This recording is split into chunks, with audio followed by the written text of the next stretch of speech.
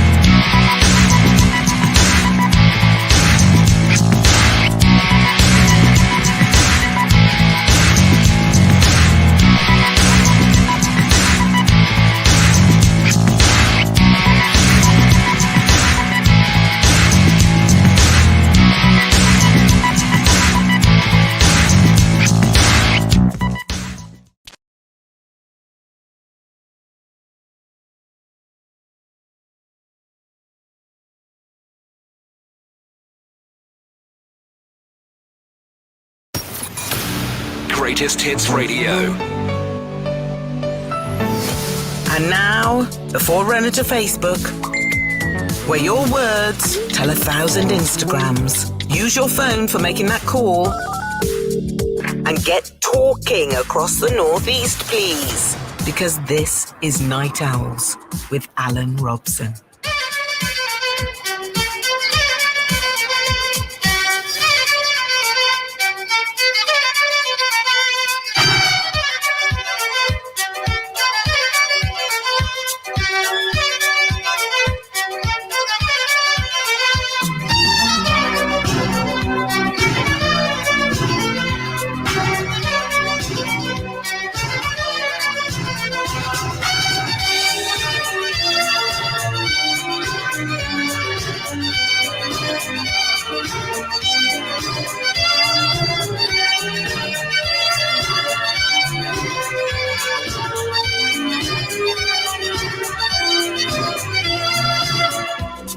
Welcome, one and all. Alan Robson with you. It is, of course, the Night Owls programme, Greatest Hits Radio Northeast. Thank you so much for pointing your area in our direction. I will treasure it. Oh, yes, I will. So many things to cover tonight. But we're starting you off with a challenge and also tipping you the wink that tonight's top prize, 4 tickets for a night out in Newcastle upon Tyne, witnessing the fanatical floor show of David Bowie, an 11-piece live band. It's going to be absolutely stunning. Do you want to be there? Do you fancy that in your build-up to Christmas? I think so. So what are we talking about tonight? We set you a challenge, and tonight's challenge, I didn't see that coming. When you get a big surprise, something that you didn't expect just happens. What's the biggest surprise you've ever had? Like, suddenly, strange things, like, what have you accidentally played with? My childhood, and certainly the childhood of my parents, and probably my parents' parents, because it was cheap, everybody had a marble, usually a jar of marbles. In a drawer, you'd find the odd marble lying around. You know, the ones with the little cat's eyes in? Yeah. I never had one. It was just the closest thing I could get. The one it was a glass eye. I really did think it was a marble. I didn't know. It's a good job you didn't fire a ball bearing at it and smash it. Yeah, no, could you imagine? Hey. But I tell you what, I dropped that eye as quick as a hockey. Yeah, playing marbles with a glass eye. Sometimes, frankly, anything to do with the tongue. And I fell backwards, knocked myself out and bit into my tongue. Oh, that would hurt. Oh, it was. And I woke up and the same day I went to the shops for my dad and bust my lip on the lamppost. Certainly. The only thing that's ever happened to me with the tongue is once I was at the dentist's and I needed a filling. So the dentist went to inject me gum. And he'd injected it once, and it really hurt. And he said, I think I'll put 2 in. And inadvertently, I got my tongue in the road, and they injected my tongue for the rest of the day. I couldn't feel my food going down. I couldn't move my tongue. I had to get on the bus to go home from the dentist. And it was like you get on and you say, So, the last thing you expected. We want all those kind of stories, please. The last thing you expected. Maybe finding strange creatures invading your personal spaces. Where we were camping, when I got there, I thought I'll get changed and put my new jeans on. Right, yeah. So I went behind the trees. I picked my jeans up, put them on, put my shoes on, started walking about, and I suddenly felt this itching. I thought, I wonder what's the matter? Itching. In the end, I put my jeans down, I had a look. There was hundreds of ants on my legs that crawled into my jeans while they were on the floor. Oh, dear. They crawled all over my legs and were crawling up my legs everywhere. Oh, I bet you did that dance. I was running around shaking. Did you do the slappy German dance where you... Tell me your stories, things that you never expected. We got a few already. But first, happy birthday, Catherine. Catherine's birthday today. She's a ginger, therefore gorgeous. But let's have some more things that people didn't see coming. Aileen says, my 14-year-old son told me his 16-year-old girlfriend was pregnant. Aileen from Gateshead. Julie from Bishop Auckland. My car was acting funny. I ended up taking it to the garage because a lot of the little red lights on the dashboard were coming on. When they looked under the bonnet, there was a dead cat lying on it. Oh, that's bad for the cat, but what? Didn't see that coming. Mac is in Ostend in Belgium. He's just found out his girlfriend is an escort. He says, didn't see that coming. In his letter, he also explains that it could explain why she doesn't kind of like having sex with him. Lots of other things to talk about, really, because we tend to do a bit of a medley. We're going to do just a very, very quick one. There's a new tablet to fight COVID, which is good news. The Travis Scott concert thing. Has anything surprising happened to you at a gig? That was horrific what happened there. The Pope says he wants the world to fix Ethiopia's humanitarian crisis, but he could solve it by selling 2 of his paintings, couldn't he? He's got priceless paintings in the Vatican. Anyway, some more. I didn't see that coming. Anonymous, my boss, after 13 years of working with him, told me he's gay and fancies me. Awkward. Peter in York, my vicar slept with my wife. Didn't see that coming. And Alison in London, I brought a cat home. The next day, it had 9 kittens. She didn't see that coming either. Did you? Pick up your telephone, give us a call right now, and we will take our first caller, Chris, if that's all right. Get that sorted. 0191 488 3188. This is Greatest Hits Radio Northeast, and we're talking of many things. We also have a whole host of absolutely amazing and wonderful pieces of glorious music. I'm being told that she's there, but she's not where she would normally be. But I'm told she's lurking on the line. Hello, Catherine. Hi, Alan. Hello, darling. How are you? Oh, I'm great, thank you. Well, how is Sunderland tonight? Great. Is it fireworky? It is a little bit, yes. It just seems it was on Friday, but people all over the place seem to have forgotten because driving in tonight, it was more like bonfire night, wasn't it? Yeah, it's very weird. It's fireworks being going off here. Yeah, seems to be. Hopefully, the next few days we'll see it peter out. Anyway, what are you on about then, Catherine? Just like surprise. Oh yeah. I got a surprise Friday when I got a phone call off somebody offering us a job to start tomorrow. What? They talk about short notice.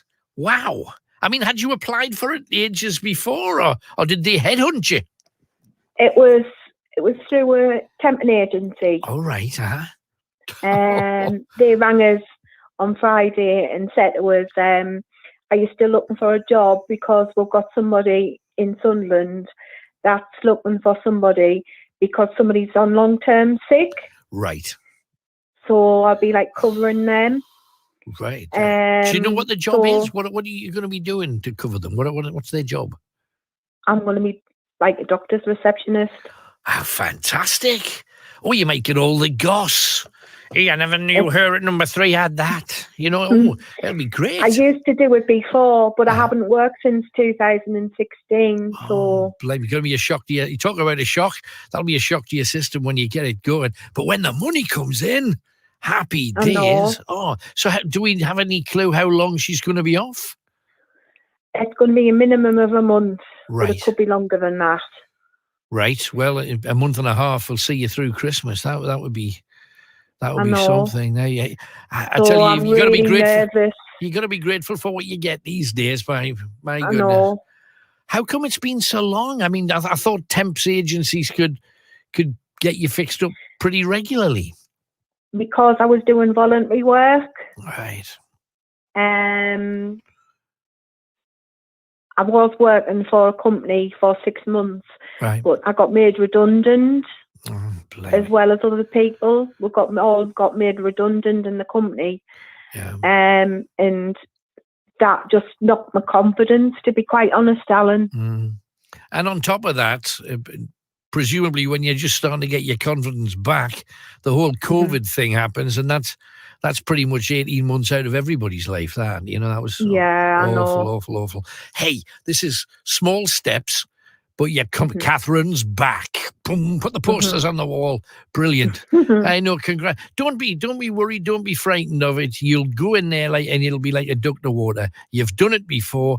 You know what you're doing, and everybody has a bit of a bumpy start when you haven't done something for a while. Hey, I know. Don't knock yourself. Get your chin up. Get in there and get it done. I'm excited. I'm really excited about it. So. Well, they might like you so much to keep you on. It'll be tremendous. Hey, I know. Great chance. Hey, grab it with both hands. But good luck to you, Catherine. Thank you, Alan. Thank you, Dan. You take care. Bye-bye. Thank you. Bye. Oh, how nice is that? There's Catherine in Sunderland starting. We've heard so many people ringing in saying, I didn't get kept on after the furlough. So it's just great that she is back. Speaking of back, blimey, Greatest Hits Radio are proud to present something absolutely incredible. Enjoy this little sucker. It's the Jackson 5.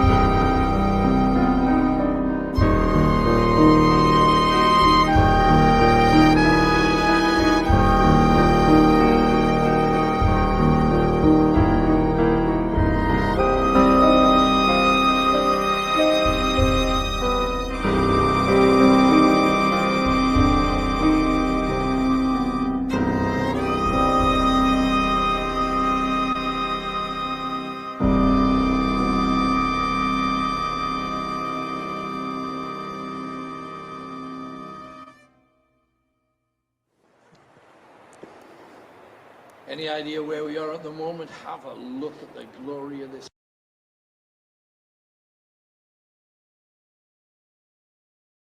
place.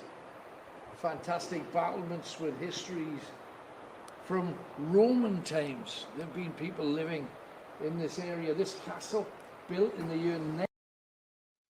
Hey entrepreneur, did you know you don't need an accountant to manage your accounts? Right now, your 900 became all the more famous after the Norman invasion when a Norman took over this castle. Now, his name was Ho, a French name, like as in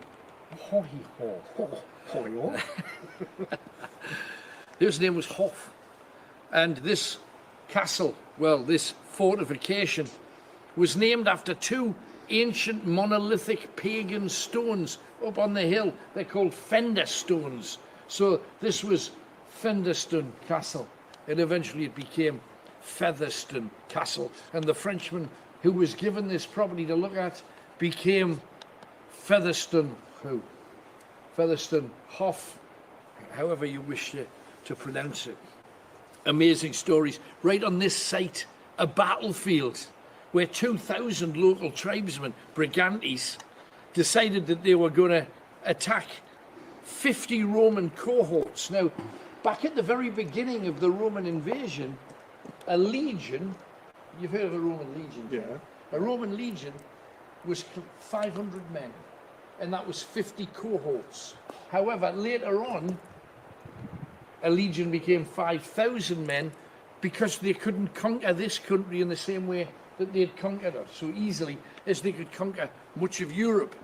You remember the Germans had a similar problem, and down there in the darkness, through this amazing portico, if you keep going down there, later on we're going to be visiting a German prisoner of war camp that used to have all of the machine gun turrets and all of that around it. And then eventually when they realised that the Germans were kind of resistant to the SS who stayed at the prisoner of war camp, they wanted to sort them out themselves, and there's a great story that I'll tell you about a bit later on when we're in the prisoner of war camp, because we're going there too. And this place is open for ghost hunters. Not enough people come here. You can book a place and stay overnight here, and you should, because it's amazing. But we're going to go in now. Let's dive in. 1,000 stories, and don't forget to share, please, if you would be so kind. And you win yourself a Night Owl badge. You also get yourself whatever we've got lying around, which is a goodie bag, and we're going to be raffling one of them soon too. But join the club, get yourself one of our. Look at this. How amazing is this? In every direction, and then an original wooden door that people at one time would have been firing arrows and chucking axes at. And in you come. Look at this. Oh, and as soon as we come in, a light that was on starts flickering. Look at that. Tony, that's weird. Look at this. Very strange. Oh my goodness. So, can you see that flickering, or is it just me? No, definitely it's picking it up. Look, definitely pretty disco. That is definitely what we're going to have. Yes, absolutely. We haven't started yet. It wasn't earlier when I came in. No, it was not. It was good when I came in too. We're using this room here as our loose base. And it's fabulous. We also record. Oh my God, straight away, look. Oh, well, the night vision's on, Gwen. Don't put the. You can't see with the beam. You can't see with the beam. What? What's going on? Well, the night vision's on, so. What is going on?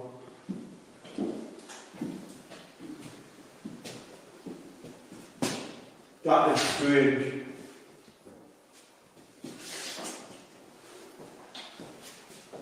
Crazy. Right, that's Gwen. But mind you, Gwen was busy. Anything else, Gwen?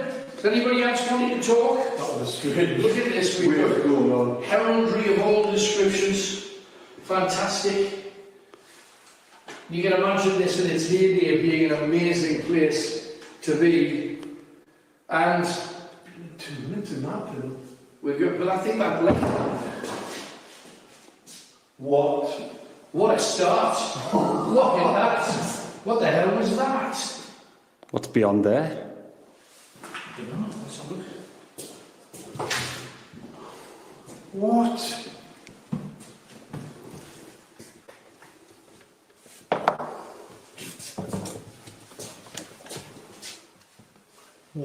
What room is this? Old-fashioned windows. Oh, what is going on up there? Oh, this is the place where one of the most famous stories took place. I don't know what it's been turned into this place. Oh, we've placed Supernatural Ted in here as well. He's over yonder. I don't know if he's. I'll switch his ball on. I don't think he is yet. I can't believe that this is still like this. There we are, it's on now. Is Night Owls. Greatest Hits Radio. You are with the big one, Alan Robson's Night Owls, of course. Thank you very much for staying with us tonight. We got some great music, as you've already heard. A lot more to come, and a tremendous competition. Our competition is, I'm going to give you 4 clues towards 4 greatest hits. You've got to tell me who had those 4 greatest hits. It will always be the same artiste or artistes, and see if you can work it out. See how clever you are. Let's go across to Hebron. We've got Steve lurking there. Hi, Steve. Hi, Alan. How are you? I'm good, mate. What you got for me tonight, then? It was just a ring about the shocks. A couple of years ago, I got a chance to do a ghost hunt with yourself at Lowther Castle. Oh, yes, and, absolutely. Was just going to ring in and have a chat about that, because it was a fascinating night. It's a brilliant place. What was we've done a few others. What was the biggest shock you got when you were there, then, Steve? when I was standing in the ruins in front of the door, the first place you put us, yes, right outside, yes, we've been sort of a lovely cold night in Cumbria, and something moved out the corner of my eye. Something moved past the window, but it kind of had a sort of dome on the head. And then afterwards, Richard took me into the where you buy the gifts and knickknacks, right, and showed us a helmet that was that kind of shape. He says the soldiers at the time were Spanish influence and they would have that kind of helmet. How weird. And then also had the chain scraping, and the last room you put was in where you'd lock the other two into the corner, the corner unit room. You said you would leave it open for me so I could have a wander around. Yes. And when I was challenging the lady of the house, there was a laugh picked up in the background. Fabulous. And that was quite weird as well. But it was more now we were here Grizzly Trails podcast as well. You were covering the Dyatlov Pass. Yes.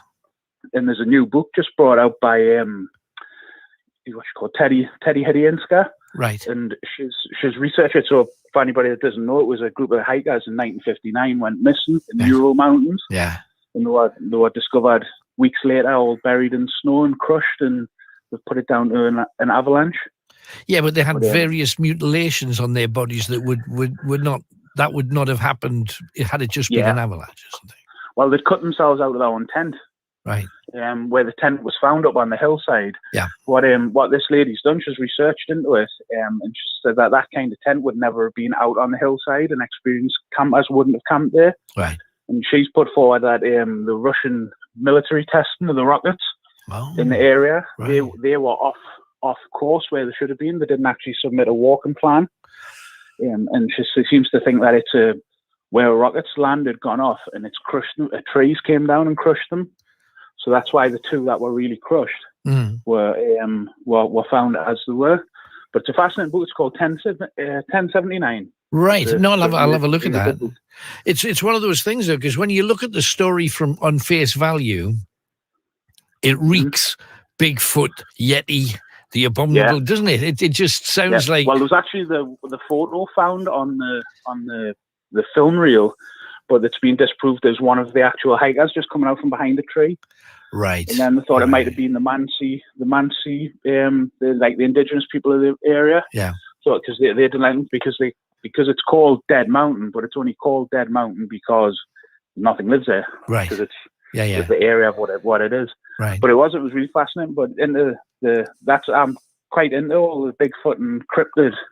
Mothman, Dogman, all that kind of stuff as well now, and that's quite fascinating. Having to try and prove it's difficult, isn't it? Because they have found just stuff that we can prove. We know that back in the day, people in various parts of the world have bound their heads in a particular way to make them look kind of alien shaped. Yeah, and a lot of people think, well, obviously aliens have come down.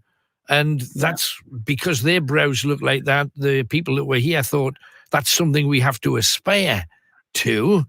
And others have found tiny little beings that they say, it's a goblin. It's not a goblin. What is it? It's an alien. It's not an alien. They've found them in caves in South America. So there's an awful lot of, if you're into that kind of thing, it's not like there's any shortage, is there?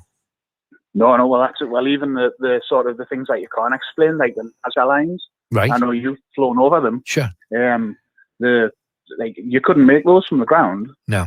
It's impossible. But it's like you said, so these people that you say that people that would find that would they're only copying things they've seen. The cave drawings, cave drawings from thousands of years. Yeah. And it's, every religion talks about something coming down from the sky or ascending to the sky. Yeah. So, the Bible's loaded. The Bible's loaded with stories of the flaming chariots and all this kind of stuff. It's full of them. But the interesting thing about, especially South America, though, there's a museum in Lima, the capital of Peru, and in that museum they've got a full-size depiction of something that a lot of people have seen, and it looks like an Inca warrior in a spaceship, with knobs and buttons and dials, and he's sitting in a seat like an astronaut would sit, yet he's still dressed like a native, as if he stumbled upon something, climbed inside, and then got out and painted this amazing drawing. I mean, what kind of imagination would a native have to come up with all of that? Or did he see one? You know, that's the thing you got to ask. It's the same with the First Nations in America for Bigfoot. Mm-hmm. Is that they all talk about back in the day it was the wild man. Yeah. And then, in Canada, it's Sasquatch. Mm-hmm. They've got the Russians call it the mince, but every continent's got a report of them. Yeah, absolutely. And it's all, but it's all, is it a Gigantopithecus? Is it something that's just came down from the separate thread of our evolution? But it's all fascinating. But there's a lot out there on it. But just wanted to ring. I'm glad that there are other people that are as fascinated by it as I am, because I love all that stuff too. Also, and I know a lot of people are into murder and torture and all of this kind of stuff. The weirdest story that has come out on the news in a long time was that story of David Fuller. The 44 charges of being a necrophiliac, working in a mortuary. Where you would send your relatives if they were to pass over, and he's this creepy guy. My goodness, I mean, it's one of those stories that you couldn't really make up. Do you know what I mean? Horrible. I know all jobs have got that perks, but that's a bit weird, isn't it? No, absolutely. Hey, but thank you very much for coming on, Steve. Great to hear from you again, and nice to hear from you. Yep. Glad to know you're doing so well, still hunting out these things. Good man. Yep, thank you very much. Thanks for the tip. You and all. Thanks. Bye. Bye. How good is that? And are you fascinated with all of this kind of stuff too? Like the Mothman. There's so many incredible stories. I know on Robson's World we try and cover as many as we possibly can. There's hundreds there for you to take a glance at. It's just every day something else happens somewhere in the world. And even just, we talked about I didn't see that coming. I don't know whether you heard today, but there is a case of somebody being attacked by a tiger shark. And just as the tiger shark started attacking, a great white started attacking at the same time. Just, wow. The world is an amazing place with some really spectacular creatures in it, and some horrific, nasty, unpleasant and wickedness on the earth too. That story of the mortuary is disgusting. And you don't want to think that there's anybody messing with your relatives, you know what I mean, after they've passed over. Horrific. 0191 488 3188. We are off to talk to Tracy, and Tracy is in Morpeth. Hello, Tracy. Hi, Alan. How are you? I'm good. Thanks for coming on. What you got for me tonight then, Trace? Well, what it is, since lockdown, I've been doing some drawings. Right. And I've decided to hold a charity event and frame 100 of my drawings. Wow. And donate all the proceeds to charity, to the air ambulance and the NHS. That is a wonderful thing. How good are you with your drawings? Because first of all, to have that many to start with is incredible. I suppose in a way I kind of doubt myself. I didn't realise how good I am. I've showed a few people them, and they were quite amazed by what I've done in that. And I've done over 300 since lockdown. Right, that's incredible. Blimey, that's incredible. So when did you realise? I mean, has this been something you've always been able to do since you were at school? Yeah. I've always been pretty good at drawing, but just not really had the time to give myself to do something like this. Right. But obviously since lockdown, everyone's had a bit more time on their hands. Right. Yeah. So I kind of just decided to do a few bits and just show people them, and hopefully my mind's just gone totally blank. No, that's okay, but you've got your own, so it's like your first gallery show. This is cool. This could be the beginning of great things, I hope, for you. That'd be tremendous. So where's it going to be? In what time and where? Tell us everything. It's going to be at Stothill Community Centre, right, off 9th Avenue in Morpeth, Northumberland. Right. Saturday, the 13th of November. Right. 12 o'clock noon till 5 p.m. Wow. And you'll be there to sign any other pictures. That'd be great. Majority of them are signed because I'm getting them all printed. I actually draw them on the computer. Right. So I've got a local firm who's donating all the prints. That's true. And I'm putting 100 in frames. Right. And I'm going to sell 100 frames, auction 4 larger ones off. Right. I've had some glass chopping boards made, calendars made, and just see how much we can raise basically for the air ambulance and the NHS. No, it's a lovely, lovely thing you're doing. The air ambulance, you never know when it might be somebody of your own family that need the air ambulance. They're tremendous. So, hey, good luck to you. I mean, so you're at Stob Hill at the community centre, and presumably your pictures will be everywhere. I hope so. Yeah, they'll be everywhere. No, you'll not be able to miss them. That's tremendous. Well, good luck. I hope it really comes up a treat for you. No problem. That's great. And thanks for advertising it for me. No, I'm happy to. Thank you for that. Got a few emails coming in as well. Ebony sends this. Hi, Alan. May I have a shout out for Louise O'Donnell and Amy Rennie? They always listen to you and buzzing you back. That's Ebony. Thank you, Ebony. Funnily enough, I've never actually been away, which is the most peculiar thing. But thank you very much nonetheless. That's all good. And Suzanne says, myself, my husband and daughter drove down to Norfolk because last Thursday, sadly, my sister died, and I will miss her so much. Sue has told us of the awful situation that her sister's had. It's hard enough for me already, but to top it off, on Friday, my mum ended up in A&E.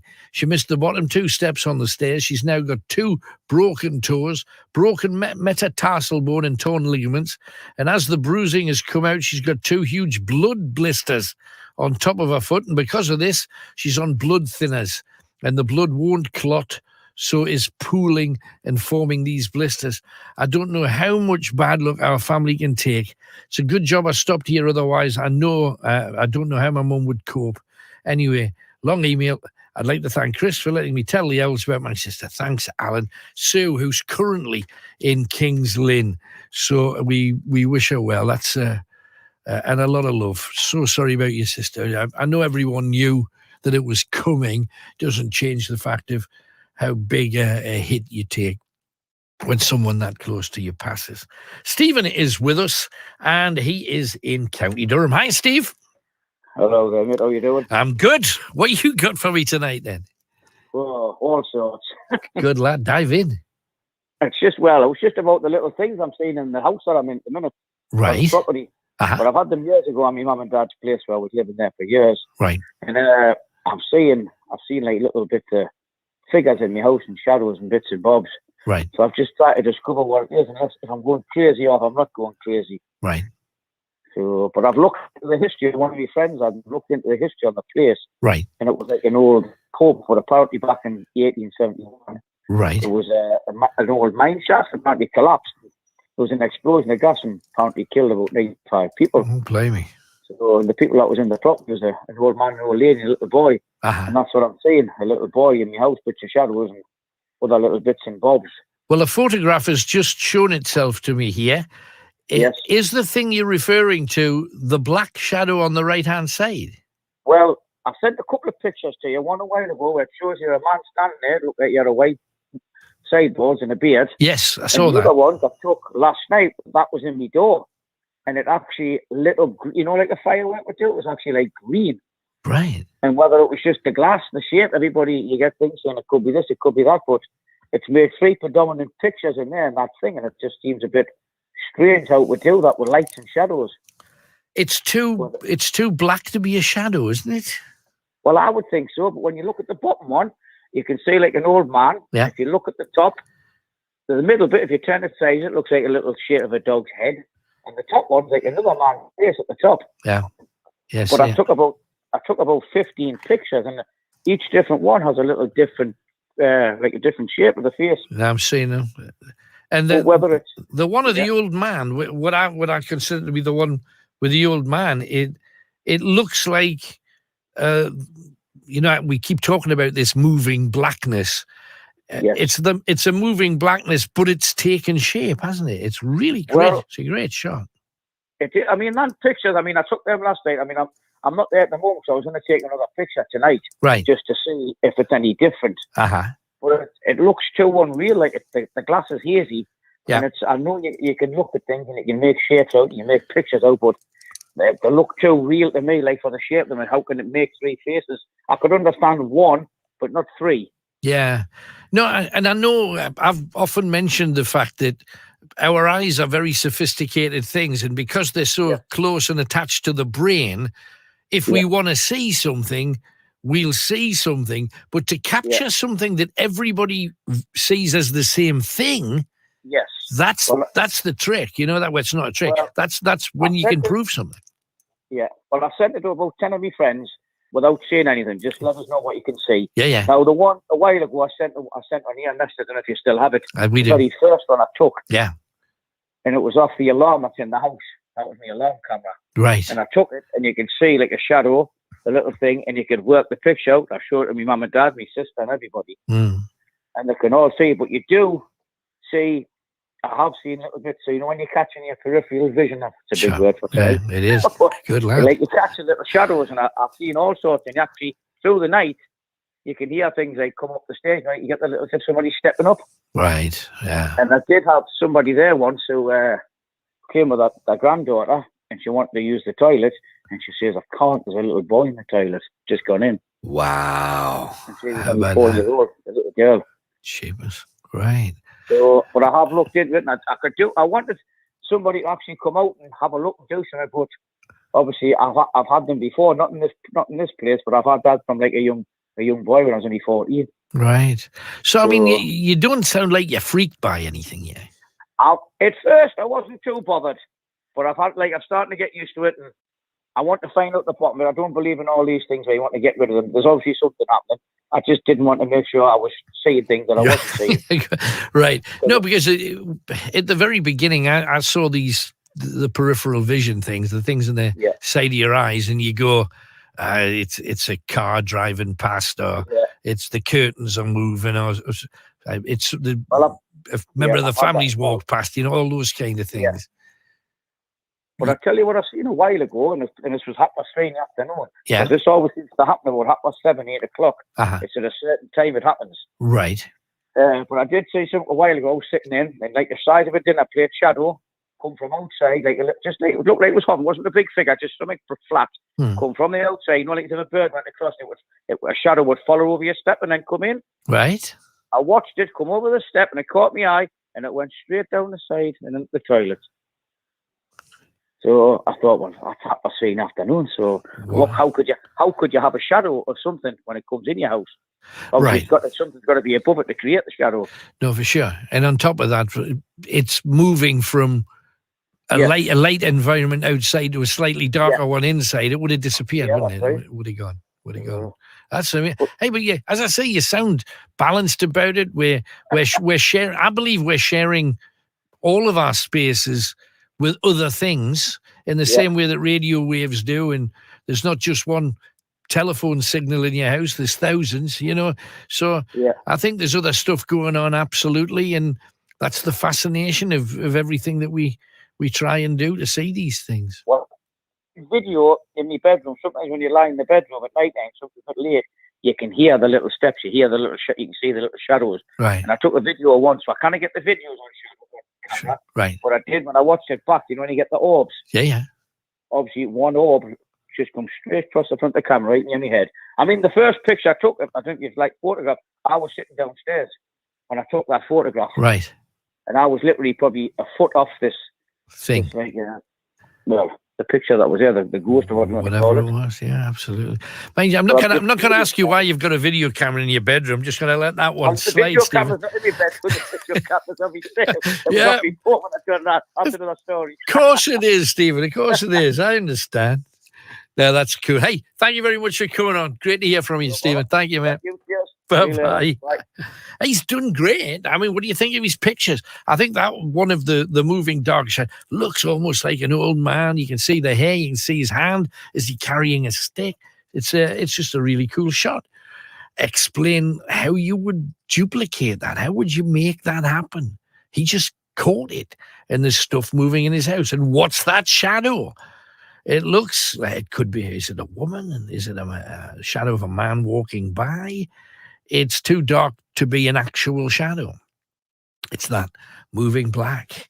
Again, 0191 488 3188. An awful lot to talk about. And we're going to take a swift break. Piece of music, I think, first. Or is it just an advert? No, I think it's just adverts. So, hey, we'll pay for the show, and then we'll get back to you as soon as we possibly can. Did you hear that? That's that door again. What is going on? This is crazy. We'll be here 5 minutes. I know. This is the room with the biggest ghost story as well. The wait is finally over. Shen Yun returns to the stage with an all-new production filled with beauty, majesty, and a powerful message of hope. Discover the lost culture of ancient China. Discover this season, Shen Yun 2021. A more wonderful world awaits you. Get your tickets today.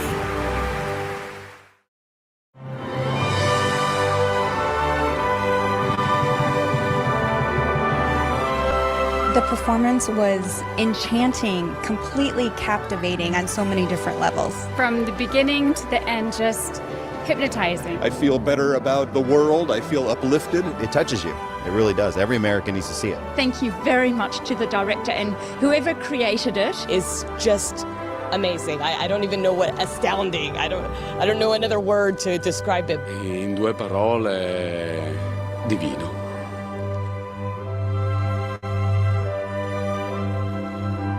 And the expertise of the dancers was really, really strong. The men. I might as well share it with you because it's a kicking story. The main ghost said to be living here at Featherstone Castle was a lady called Abigail Featherstone Hoff. Featherstone Who, whichever way you choose to pronounce it. Abigail was beautiful. Some say she had a couple of husbands earlier and it didn't work out. But she was so beautiful that a lot of men wanted her hand, particularly the Ridleys. We've got Ridley Place and a whole batch of streets in the northeast named after the Ridleys, because very famous family. The Ridleys wanted to marry her, but she already had her eye on somebody else that she loved with all of her heart. She said, I've had false loves before, this is the man who's going to keep me happy for the rest of my life. And what happened was, she rebuffed Ridley, and Ridley didn't take it well because men made the decisions about that kind of thing, women didn't. So, Abigail and her lover and a couple of friends decided they were going to go out in the woods outside hunting. Hunting was like a major occupation because big castles and country houses were like hunting lodges. So they went out hunting and the Ridleys came looking for them. And they ended up in a fight, and both parties killed each other. There was not a single survivor. Both sides died, the Ridleys died, and apparently at the very last moment, the Ridleys were just about to kill Abigail's lover, and Abigail, according to legend, leapt in front of him, and 3 swords plunged into her and killed her. Now, there's 2 things that happen. First of all, outside somewhere, there is the Raven's Stone, because the bodies of Abigail and the Ridleys were left there, and a raven came down, and in a hollowed-out stone, the bird drank Abigail's blood, and if you touch that stone, Abigail said to him, here, we have to find it. Also, this is the room where after Abigail had died, 3 days later, Abigail's ghost arrived and appeared in this room, floating across from one side to the other, and then the rest of her dead wedding party came in. Is your handprints on there? I've just noticed them. Oh, wow. Tony, there are handprints on there. I don't think there could be anything else. Have you seen them? Not with that beam on them. Take the beam off. Tony, get in close. You know, I've just seen them. See?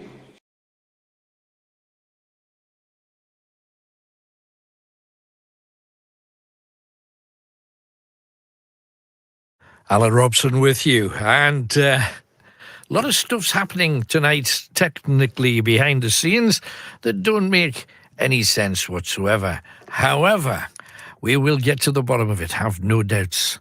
At least it's not bothering you. It's just bothering me now, that's okay. We can carry that. We got a first clue coming up in about 10 minutes' time. I think tonight's greatest hitsters or hitster is something that you'll get a kick out of. If you can solve the one tonight, I think you'll be doing really, really well. So that is my challenge to you. Let's move across to Eddie, who is in Long Benton tonight. Hello, Eddie. Hello, Alan. You wanted an update on my health? Yeah, how's it going, man? Oh, hey, you won't believe this. 5 days ago, I was driving up to pick the dog's medication up to PDSA, and I got a phone call from the RVI, and they said, "Are you on this medication? Are you on this medication?" Because I was due a spinal operation on the 11th of November. I remember. Yeah, and I said, "No, I've never heard of that." And she went, "Oh, okay. Give us 10 minutes." So anyway, I got a phone call back again from the anaesthetist, I think it is. Right. And she says, we sent you a letter out on May the 15th stating you must be on this medication, and the TNT spray for your heart. I says, where's this come about? I says, because I haven't got a letter. Right. I said, and the doctor hasn't got a letter, because if my doctor had the letter, my doctor would automatically call me in to go on the medication. Sure. So she says, no, she says, when you had your angiogram, you know, where you go through the machine for the test on your heart, apparently the valves going in my heart have gone very thin, and the valves coming out have gone very thin. And that's why I was getting pains in the chest and my heart's working overtime. Right. So I said, hang on a minute. I says, it's now November. You've checked my records because I'm going into hospital for an operation. So you're saying what medication I'm taking. But what about all the operations before? I says, what would have happened if I had had the shoulder operation, or if I'd had the spinal operation earlier on? She says, oh, you would have died under the anaesthetic. She says, your heart wouldn't have been able to take it. I says, you're joking. I says, you're telling me this now? I says, luckily I cancelled the shoulder operation because I used a walking stick in my left hand. Right. I said, so I cancelled that one. I says, but the spinal one is being cancelled due to COVID, blah, blah, blah, or due to the fact I had a flu injection and I had reactions to it, which is lucky, because if I hadn't, I would have went ahead with the operation. And you'd be gone. And I'd be gone. So a nurse rings up who I know who works there and says, look, Ed, I'm not being funny, but get a claim in for medical negligence. She says, that's not acceptable in this day and age. But how does this impact on your November 11 operation? Nah, and is it? I can't have any operations for the next December, January, February, March, next 4 months. I've got to be monitored with what my heart's doing. And are they changing to give you the medication that you should have been on back in May then? Well, put it this way, and that very same day that I told him I didn't have the letter and my doctor didn't have the letter, by 5 o'clock at night, he had an email copy faxed over to him, sent over to him. And he rang me at 6 o'clock that night and said, right, you need this medication, TNT spray. They were at the chemist the next morning ready for us, because I had to go straight on it. That's so dodgy, isn't it? Is that not the dodgiest thing? And I know now, if he had received the letter, Alan, why did they email the copy straight over to him? Right. You know what I mean? Yeah. Because they had it right there on their computer, and maybe they hadn't sent it in the first place. Oh, exactly. It's dodgy, isn't because it? I didn't get a copy and he didn't get a copy, so it's obvious it hasn't gone out. Yeah. Somebody's forgot to send it out, but they're trying to say, oh, yeah, well, no, we definitely sent it out. No, you didn't, because the doctor hasn't got it and I haven't got it. No. I said, and in 6 months, if I had even had one of them operations, you would have killed me. I said, that's just the top and bottom of it. You know, my heart can't take it. It's all right. No, we just love to have faith in the National Health Service, because to the vast majority of us, not necessarily the Booper Brigade, but for everybody that relies on the National Health Service, it's our safety net, and it's always been our safety net. And we like to think we're in safe hands, but blimey, we're not always, are we? My goodness. But the thing is, Alan, every time I go for prayer, they always remind us that my mum died twice on the operating theatre table, which she did. And they brought her back to life. And they said, you've got the same type of heart. I said, yeah, I know all about it. Don't need to go on about it. So that really puts me at risk anyway. And then to have that on top of it, I knew before I went for the angiogram, I knew I was having really bad pains in my chest and everything. But Eddie, I thought, this isn't right. This thing, where they say, they always remind you. Yeah. Now, I'm a great believer in bedside manner. And back in the day, and I've had some good doctors, I have to say, just ordinary GPs in my life. And if I was worried about something, they'd say, this is nothing to worry about. You're going to be fine. This is what we're going to do. But they don't say, if you got it on the table, you could die. That's what's happened to bedside manner.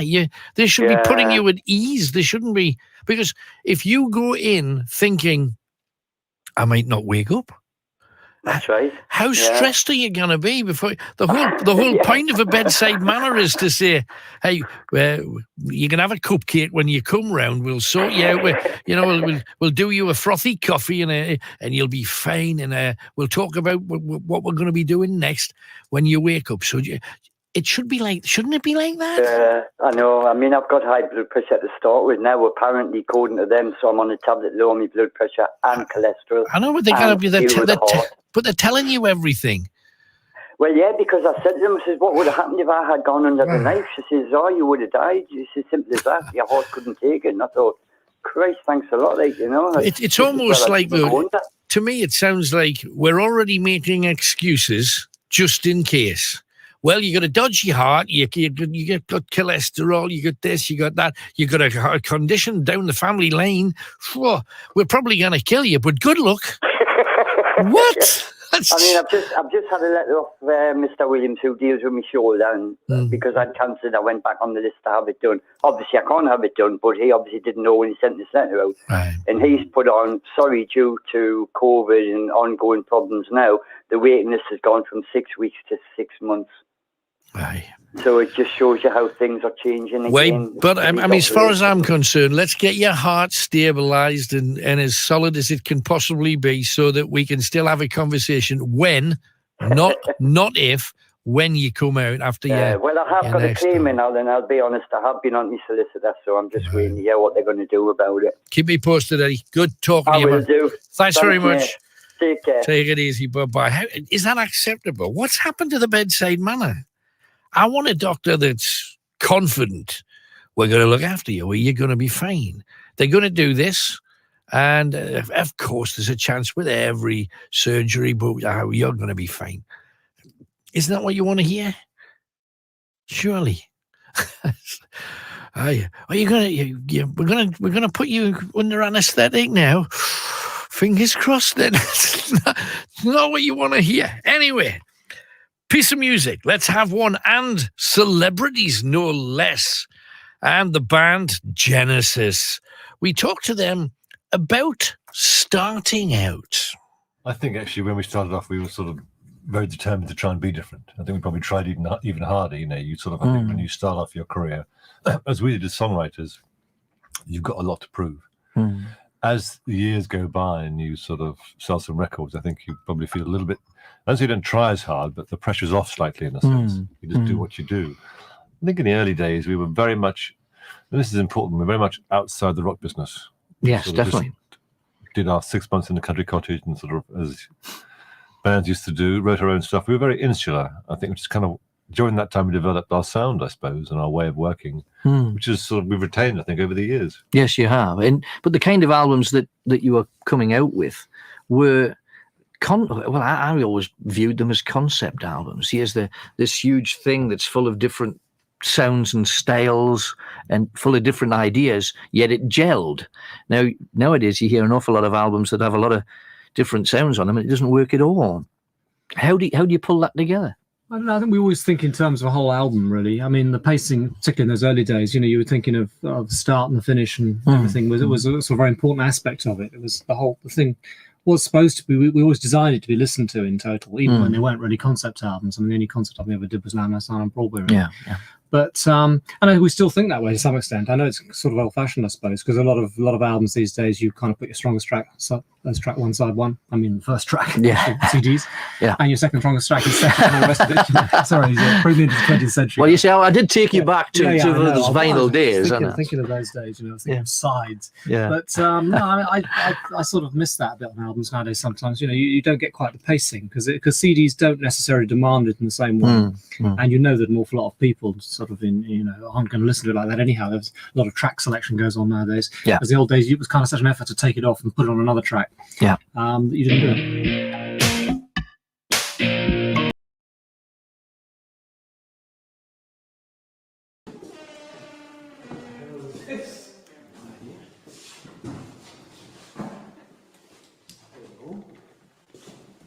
Let's go down and see how far down we can go. Can we go down here? No idea. Oh, look. It's locked up there. Who? It's locked. Oh, is it? Yeah. I think the rooms.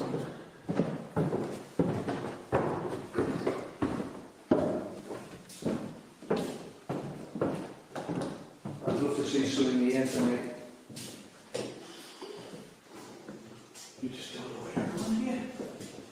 Don't know anywhere to. Tony, are you still constipated?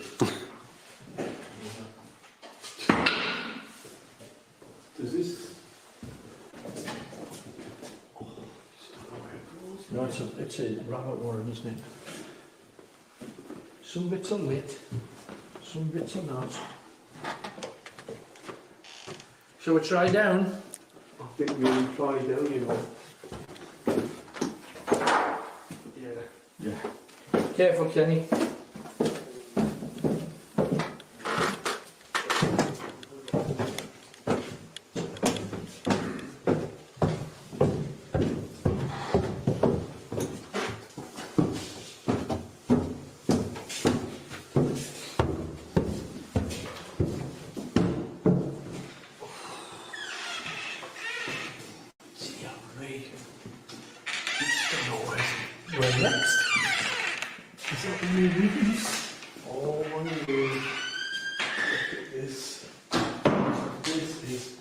It's like going back into the 1970s. You just sort of sat around. It's amazing. It says an awful lot about your house right now. No, but it is, isn't it? But that fireplace is real, isn't it? Look at that. You know what I mean? Who ever thought of putting a fireplace in a house that size? Go to the necromancer. Try and see if there's anything. Yeah, let's get to it. Let's see what we get.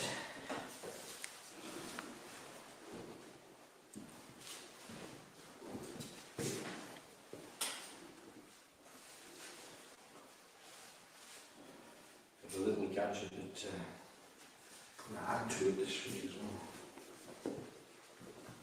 If I can make it work.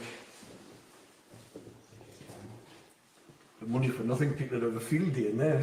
See all the furniture and stuff. Wow, look at it's like a cave. Isn't it?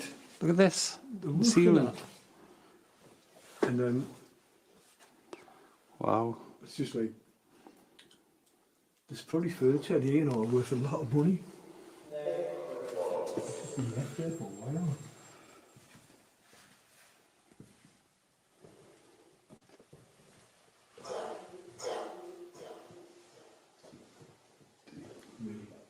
There's that many different rooms, you just don't know where to go next.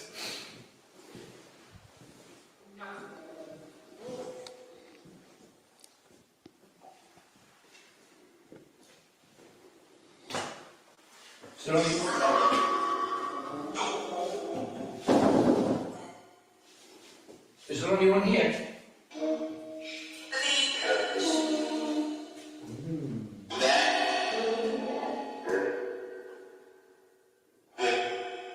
Just previously about the carriage.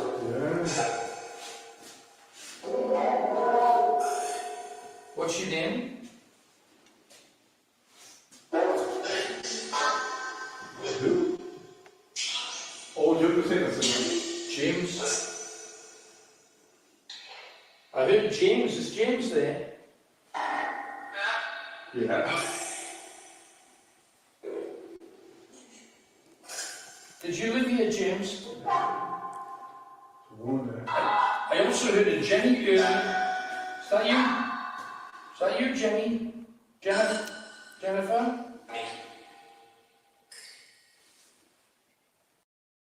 Selling physical products like this is not the best way to make money on Amazon in 2021. And I get it. All you hear about when it comes to making money on Amazon is selling physical products. So you just assume that must be the best way to make money on Amazon, right? Well, I'd say it used to be the best way, but not anymore, because me and my twin brother Rasmus have discovered a new and improved and never before seen way of using Amazon to make money, which, for one, does not have all the startup. There's a lot of activity there. There's stuff in here. No worries.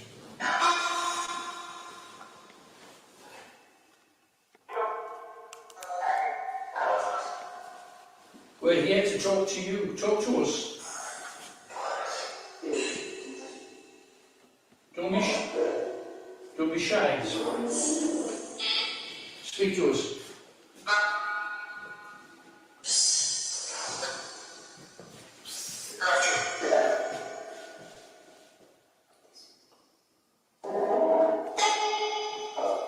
Is Abigail there? Is Abigail there? Oh, look, flickering. Abigail? Or is Ridley here?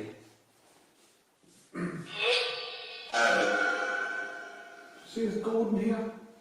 Is Gordon here?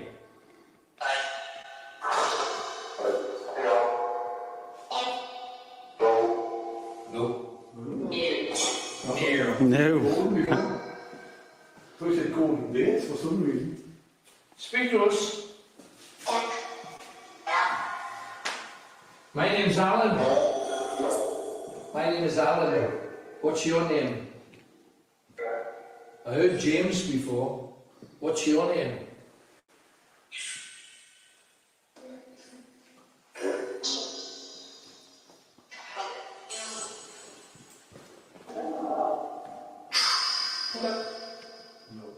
It's like she's trying to get through. But he's stopping. The interesting who was James Ridley who killed Abigail. Is Abigail there? Yes. I want to talk to Abigail Featherstone. Free. That was so clear, it's free.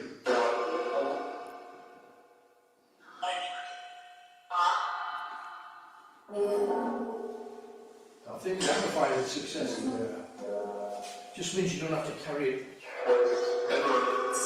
Edward? There's an Edward Featherstone. That was Edward. Is Edward there?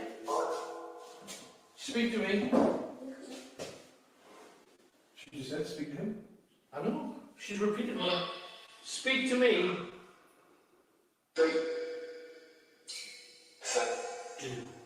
What's that?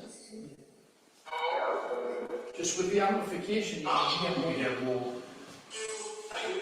She keeps saying, talk to us. So look going on in here, isn't it? There's a load going on. So come back. Why does he keep saying that? Is he saying Derek or Derek? It sounds like Derek to me. Derek again? Derek? Is Derek there? What were you doing here, Derek? Derek? What were you doing here, Derek?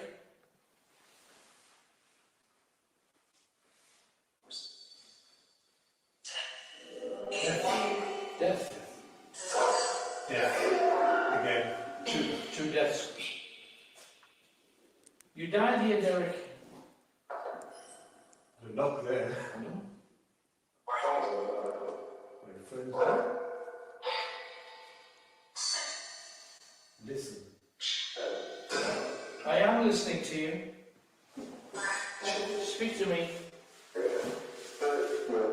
Yes, yeah.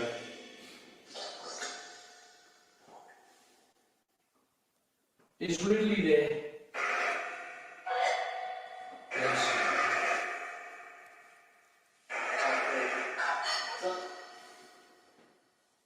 Is Ridley... Did Ridley kill you? That was no. So Derek, how did you die, Derek? How did you die?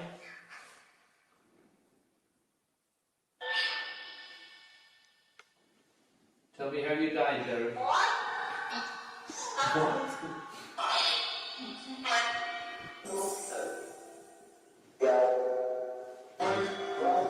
Keep saying dead.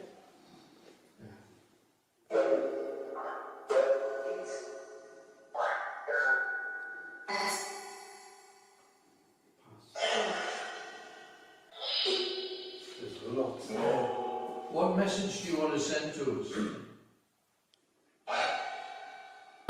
488 3188. Greatest Hits Radio. Alan Robson with you. Now, promised you that we were going to have a competition, and tonight the prize is to win a night out for 4 at a fantastical David Bowie experience in the centre of Newcastle upon Tyne at the Hoochie Coochie. So, if you would like to go, you and 3 of your friends, family, your harem, your bros, your posse, whatever. Bowie, everybody loves Bowie. Anybody, if you got any sense at all, Bowie is the boy. If you would like to celebrate his life with an 11-piece band, this will be tremendous. We'll be talking about that soon.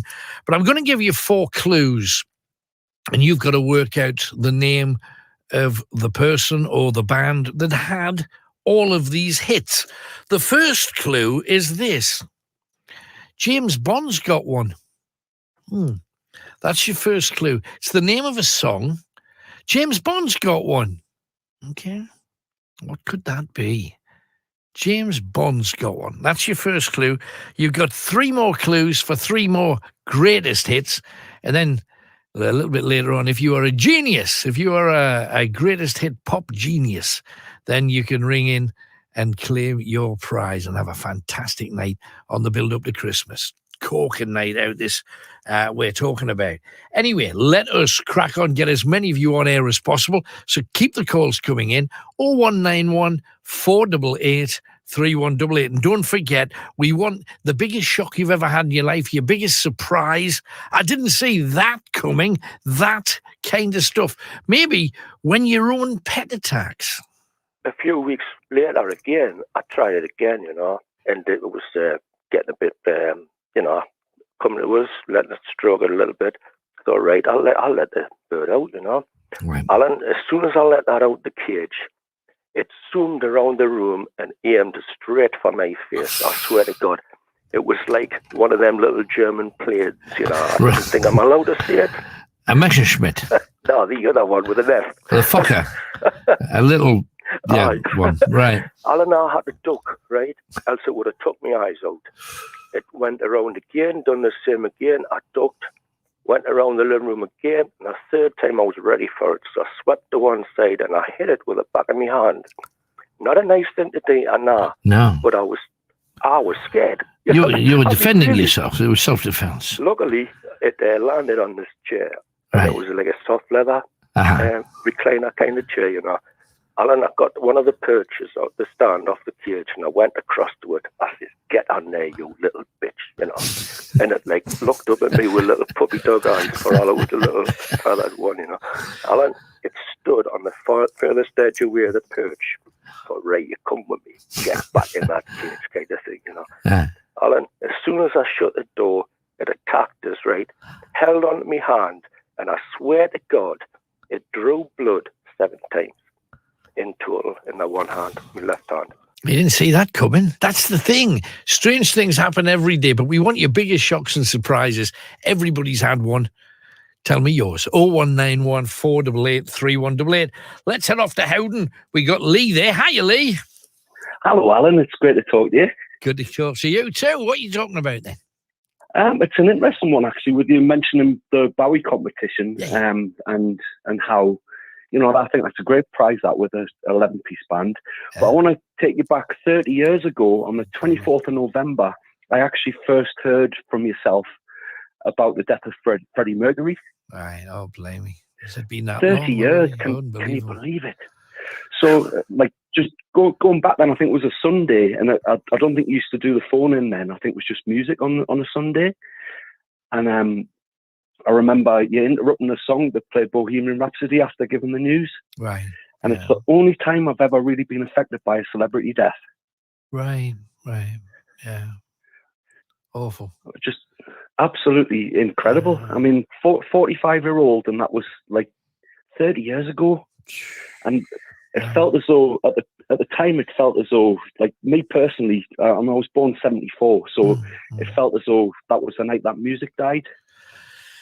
And I also think for you, it would be kind of like the first time death had hit you in any shape or form. You know, that it's somebody dying and they've gone forever, and dealing with it. Because the one thing that nobody teaches you is how to cope with the death of somebody close to you. You know. I mean, going back then, I was still a teenager. I mean, I was a young night owl, so I used to listen to the show from about 13. It goes through my teenage years, being a bit of a night bird. You know, I used to wake up every morning with the big headphones on, lying on them, you know, so lug. Right. But it was just like that really stood out, that moment. And it was like, with Queen always being in the charts from really like my entire life, you know, like I think they started 73, started releasing. Yeah. And then to get to that stage, and it's like, it's over. And then there's never really been anything since. Nothing like that, nothing that compares. I think that's accurate. I do think that there's been a lot of bands, and a lot of bands that are good bands, but bands like Queen come around just once, don't they? That's the thing. They were spectacular. It had absolutely everything. I mean, it was like a 4-piece band that created such a wall of noise. And then, like, obviously you've got songs which were anthems, and just people don't tend to do that kind of thing anymore. It's a sadness, because I must say, and it's not just because I'm working on greatest hits, but a lot of the modern music is kind of pappy, and there's nothing that's going to grab you, and nothing that you can sense. In 10 years, I'll still be listening to this. Do you know what I mean? I'm not getting that at all, really. Do you not think like that's a big problem for young people now, that they don't really have heroes, and they don't really, you know, it's like musicians seem to come and go because it's all manufactured, and, you know, people used to write their own music. They used to release, and you know, they were more in control of it. But now you've got, like, obviously record companies writing the songs for the artists, and you've got things like auto-tune and stuff like that. Oh, yeah. It's just there's just no soul to it anymore. Yeah, there's a couple of occasions that we've hired bands to come and perform at things like parties in the park and this, that, and the other. And they say, play this backing track. Now, you always think the backing track's going to be backing music, but it's them singing as well. But we have the benefit, of course, side of stage, to be able to hear what's going in the microphone. Of course. But it's not going out, but it's going into the microphone, because they're miming. And if you ever heard any of this, and there was one girl band that shall remain nameless, but they had a good few hits, the first incarnation of this particular band, and we listened to them without auto-tune, just going down while this taped stuff was going out. Unbelievable. It was horrific. Absolutely horrific. So that event, obviously, like, I was inspired by all of that music, and I always wanted to be a musician myself. So, you know, we do perform like quite regularly, and I've written an album with a mate, and we got that out there. But it's so hard to get into music now, because it's so controlled by, you know, management, and it's just so difficult to get in unless you look a certain way, I suppose. I think that's a major factor now. It's funny, whereas because when it comes to publishing, and I'm talking books and music, People won't take you on unless it's a cert, unless it's guaranteed. And somebody actually said to me where books are concerned, well, if you are internationally known, and you think, so the only people writing books, this is after COVID, because everybody banks on a certainty because they're not prepared to take a risk. I kind of get it, but it's so wrong. And it's that way with the music business now. Well, if you've got over 1 million people that follow you already, and you kind of go, so hang on a second, I'm a wannabe musician, just making me way. But before I get any chance of an opportunity, I've got to work for nothing, generate 1 million fans. That's cheeky, isn't it? I mean, the whole point back in the day was somebody would hear something that they thought was amazing. They'd take that person away and they'd shape them and they'd help them become the best that they could be. And that's what happened with Queen. Somebody found them, took them, grew them, and they became da-da, literally. But if it was like that now, and you look at a lot of the artists from the past that ended up becoming like major artists, people that were celebrated, people hero worship because of the music. Yeah. And you look at some of them. I mean, I'll give an example. I'm not a great fan, but Elton John, for example. Mm-hmm. Sure. And if it was down to looks, if it was just looks alone, that got him noticed. Yeah. I don't think we'd have an Elton John now. Right. No, but absolutely. And if I'm not getting at him, but it's the way artists look now and the way that they're presented. Yeah, he'd have a pet lip if he was listening. However, when he was young, 1970-ish, your song, he had a real kind of 70s look. Not a hippie, but he had that kind of different glasses, young lad, designer stubble. He kind of had the look. But on saying that, if you look at some of the great talents, Janis Joplin. Amazing. But absolutely. But if she came on The Voice and they were looking for somebody, short skirt, the full package, pretty kind of stuff, she'd never have gone. I mean, no disrespect to her, because she's on an advert at the moment where she's singing Cry Baby, and it's fabulous. And every time it comes on, it's some cosmetic for Christmas, but it's a Janis song, and you go, oh, listen, in comparison with what else is about today. That's right. Listen to that.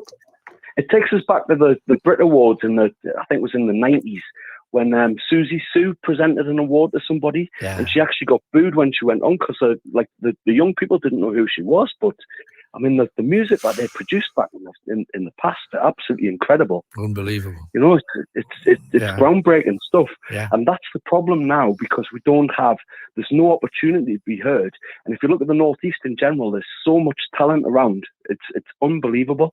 And also, if you look at it, at one time, local stations across the country would hear somebody playing locally, and I did it every week. I'd play some local act, some local artist, somebody's got a single out, or there's an album for this band that's been in the Northeast for 10 years.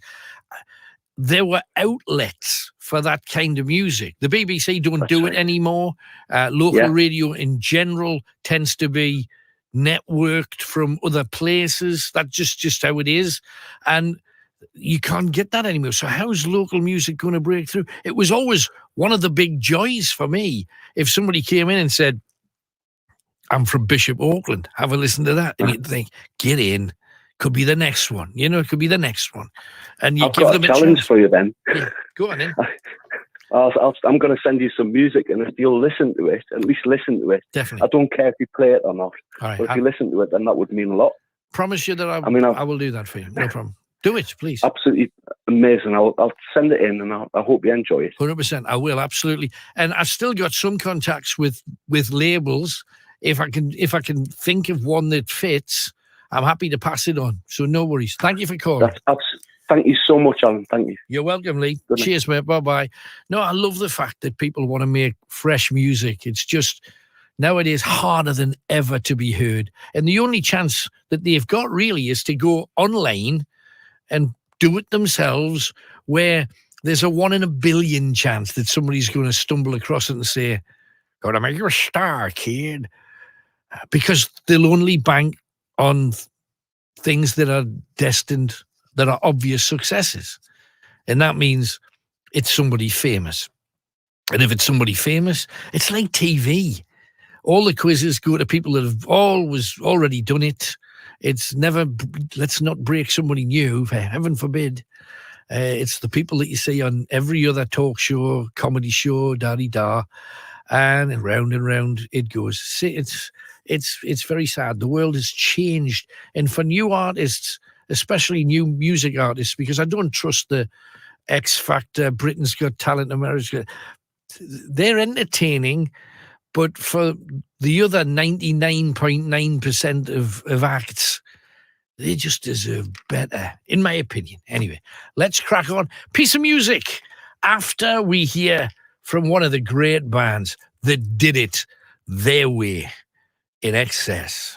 Because Australian spiders aren't to be scared of, aren't they? Yes. Yeah. Is it true they hang around, sit under your toilet seat and wait to grab your hoop? Is this true? A lot of frogs. If you have an outdoor toilet, an outhouse, Yeah. yes, that can happen. And there's one particular brand of spider called a redback, and they will hide in the toilets and bite you on the butt. Funnel webs. Lurker. Yeah. You know? I was going to say it's a But there's horrible funnel thing to aspire towards. It's amazing, actually, that any Australian is still alive with sharks and snakes and crocodiles and everything that can kill you. Right. It's quite amazing. So we've got spiders here. What are you two scared of? Anything? I'm not particularly afraid of anything. Yeah, this is why the girls love you. No, not 'Cause really. you're I mean, I fearless. like heights. I don't mind, flying. I like jumping out of things. Close I ain't- spaces? I don't know what I'm afraid Austrian of. women? Come on, there's got to be something you're scared of. Austrian woman. Hell no. What about you then? Actually, now that he mentioned heights, I'm not real good on top of ladders. Right. And I think every Australian really has a certain element of respect when they're in the ocean for sharks. Yeah. I mean, how common everybody talks about Australia and the shark thing. How common are they that you actually get close to seeing Well, one? I remember a few years back, I was in a place called the Great Barrier Reef, and the diving guy said, "Look, whatever you do, don't go out on the deep side of the reef," And I was with this American tourist, and he goes, come on, man, it'll be good. We'll go over there and we'll have a good time. So I was fine, okay. So I started swimming across the reef, then not realizing, my guts are about an inch on the top of this sharp coral, and you can feel the tide dragging you back and forward across it. And I thought, ooh, this is interesting. And as we got on to the other side of the deep side of the reef, I'm with this fella, and I'm looking down at the deep ocean on the side of the reef, and I saw the shark come out, with a sucker fish on the back of it. I thought, oh, that's enough for me. I'm out of here, And all the stuff that we're told in Australia about when you see a shark, keep cool, just maintain your cool. And I was like, what a lot of rubbish that is. I swim as fast as somebody could, back across that reef. The only thing you've got to keep yourself safe is that trail of diarrhea running. Yeah.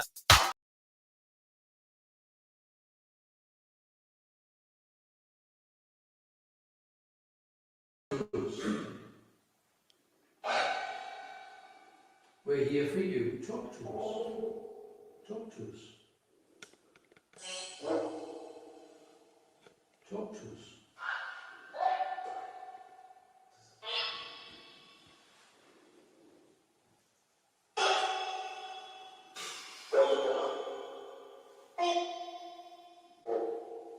This is creepy. This is creepy. What a place this is. We've only been in a couple of weeks. It's so many weeks. Just, when have you ever had that? Never had that. The necromancers normally just... Maybe because it's louder now, you can hear more as well. I think so, absolutely. It echoes as well in the airports. Get back.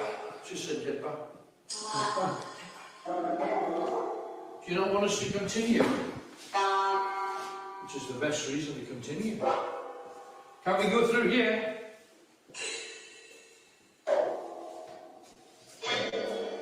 No. Door. Said door there. I definitely heard that. Door. What about the door next to it? Are they saying door? I think it's locked, is it? Are they saying door for another reason? Well, that could be a cell. That could be a cell in there, though, if you look at the shape. When it's, yeah, I think when I thought that before, it's like a cabin. That could be a... Yeah, it's like a little... What's in there then? Let's take that one. Oh. What was that? That was me. I hit the wheelbarrow. It was...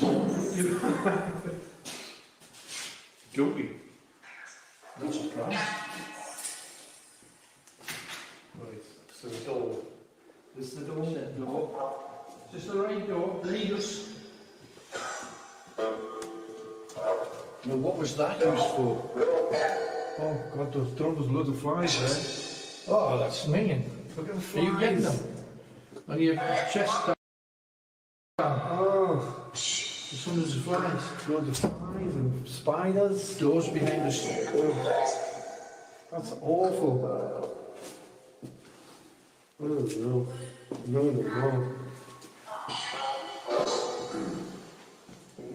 You're leading us. Tell us which way to go.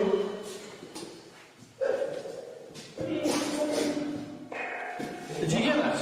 That footprint there behind you. That was somebody kicking the doors behind us. That was behind Tony, not.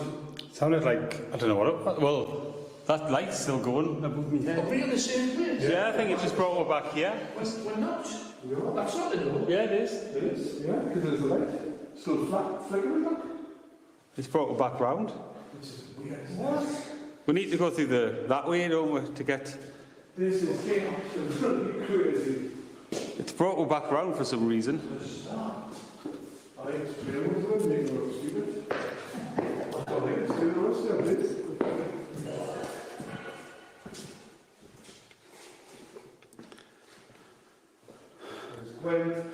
We've got the REM pod down there as well.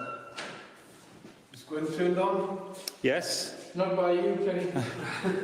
Just checking. So which way do we have to do now? Left. Because we've been the other place. Oh, right. Oh, wow.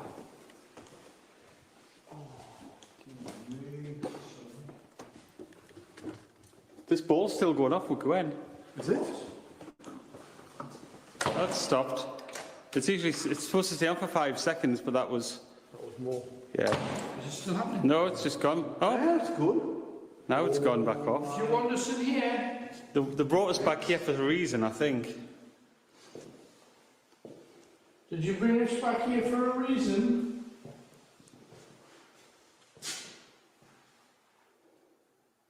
Do you want us to talk to you? Oh. It's going again. Just to keep the beam off her, because that's... No, just the beam in the middle, because that you can't see the light. Oh, keep it like that, you can see. So, come on, 5 seconds.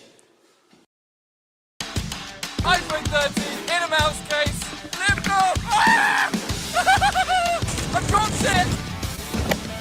Oh my God! Whilst nothing makes your tech indestructible, that won't stop us trying. Oh, it's fine! No way! It took a lot of work and a lot of... Did you bring us back here for a reason? Is this a significant room? One of us here? Talk to us, is this a significant room for you? Absolutely crazy. Come on, tell me. And again. Yes. So you want us here for a reason? Straight away that way.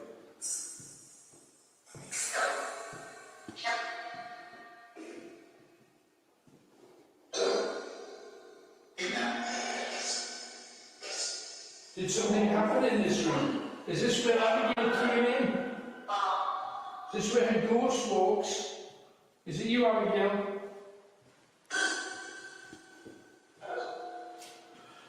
That is crazy. There's so much activity now already.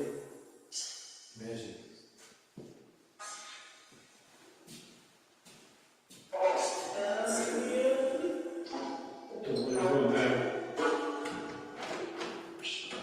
No. Probably just as well. Do you want us to leave here? Whoever you are, do you wish us to leave here?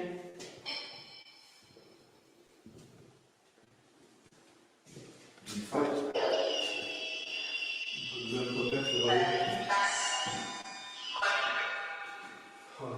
is quite scary. Are we going to Hello, head back. Yeah. Out this way. go back to It's your last chance. Hang on.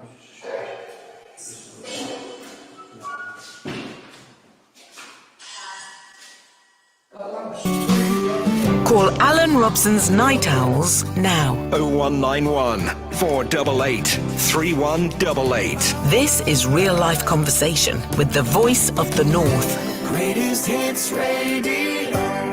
Now, we've already given you your first clue. In about 30 minutes, you're going to get your second one. The first clue, James Bond has got one.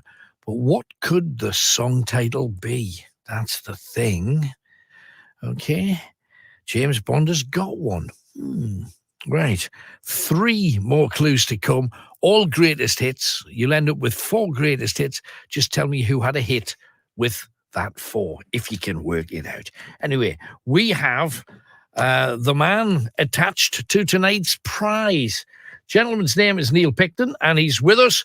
I could say he's my hoochie coochie man, because on the 18th of November, at the Hoochie Coochie in Newcastle, doors open 7 p.m, Fanatical Floor Show Bowie. Well, what's that all about? Let's find out.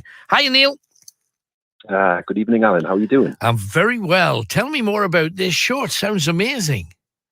Yeah, certainly. Thanks very much for having us on. So we are, as you say, Fanatical Flow Show, which is a hugely sort of exciting new music project, which came about initially probably around 14 months ago as an idea from a good friend of mine called Ross Kerr, who, if you don't know, you haven't had the pleasure of seeing him perform, is without doubt one of the best vocalists in the Northeast. So it brings together basically some of the Northeast's top musicians, basically 11 of us on stage for this brand new live show. Right. And it's basically just to celebrate the music of the most epic or seminal artists that we've kind of ever heard. So importantly, which I always say, it's not a tribute act, so there's no kind of gimmicks, costumes, impressions, anything like that. It's just basically all about the music.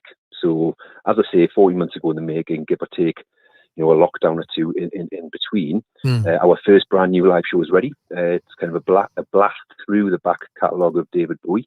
Right. So basically a live musical celebration of all the big hits that you'd kind of hope to hear as a fan of his music, and a few more kind of surprises along the way. So I guess the important bit is, yes, as you say, Hoochie Coochie's on Thursday the 18th of November. Tickets are online now, so it promises to be a great night. We've got live 3-piece horns on there. We've got amazing backing vocalists. We've got the Loft. So yeah, really looking forward to it. I was wondering if there'd be a horn section, because it is such a difference. And if you hear an 11-piece band and there isn't one, you want one. Do you know what I mean? Oh, without a doubt. Perfect. The guys we've got on there as well, such great players. So yeah, the horns just kind of bring some of those Bowie songs just into a different place. And as I say, we're such big fans of the music, and just to do our own kind of take on that and reducing that full sound of the horns is just really great. No, it sounds amazing. So this is not somebody trying to be a David Bowie sound-alike. No, it's not. So it's very much kind of our interpretation of those songs as us, right. Which is, I think, is important, because in the future we'll look to do the same sort of flow show for other artists as well. Right, so whether that's Queen or Elton John or Rolling Stones or whoever. So this is a kind of, for the next couple of years, it's been a project long in the making. It's been a real labour of love putting this together. And as I say, it's just would love to kind of, as I say, see any of your listeners who have the same sort of love for Bowie, or just a love for excellent live music by some top musicians down there for what's shaping up to be a really fab night. And also the Hoochie Coochie, for those who haven't been in there, it's a really intimate, right up front kind of gig. So this is not like the people watching the show are 500 yards away and everybody looks the size of a matchstick, man. This is up close, personal, and with a horn section, that'll be right in your face. It'll be tremendous. Yeah, and you said it there, that intimacy, it's going to be, that's exactly what we wanted to do for our first show. Given how deeply connected we feel to the music, and as I say, we put together these arrangements that are going to really just knock people's socks off, really. I think the venue's going to be perfect. It's always a great sound in there. And as I say, I think it's 200 capacity, so we know the tickets are selling quick. Good. We're hoping for a full house on the night, and as I say, it's a pleasure to kind of give up a few for the competition tonight as well. No, thank you very much for that. Appreciate it. You could, as you've mentioned, you're hoping to do fantastical nights for lots of other artists across the period of time.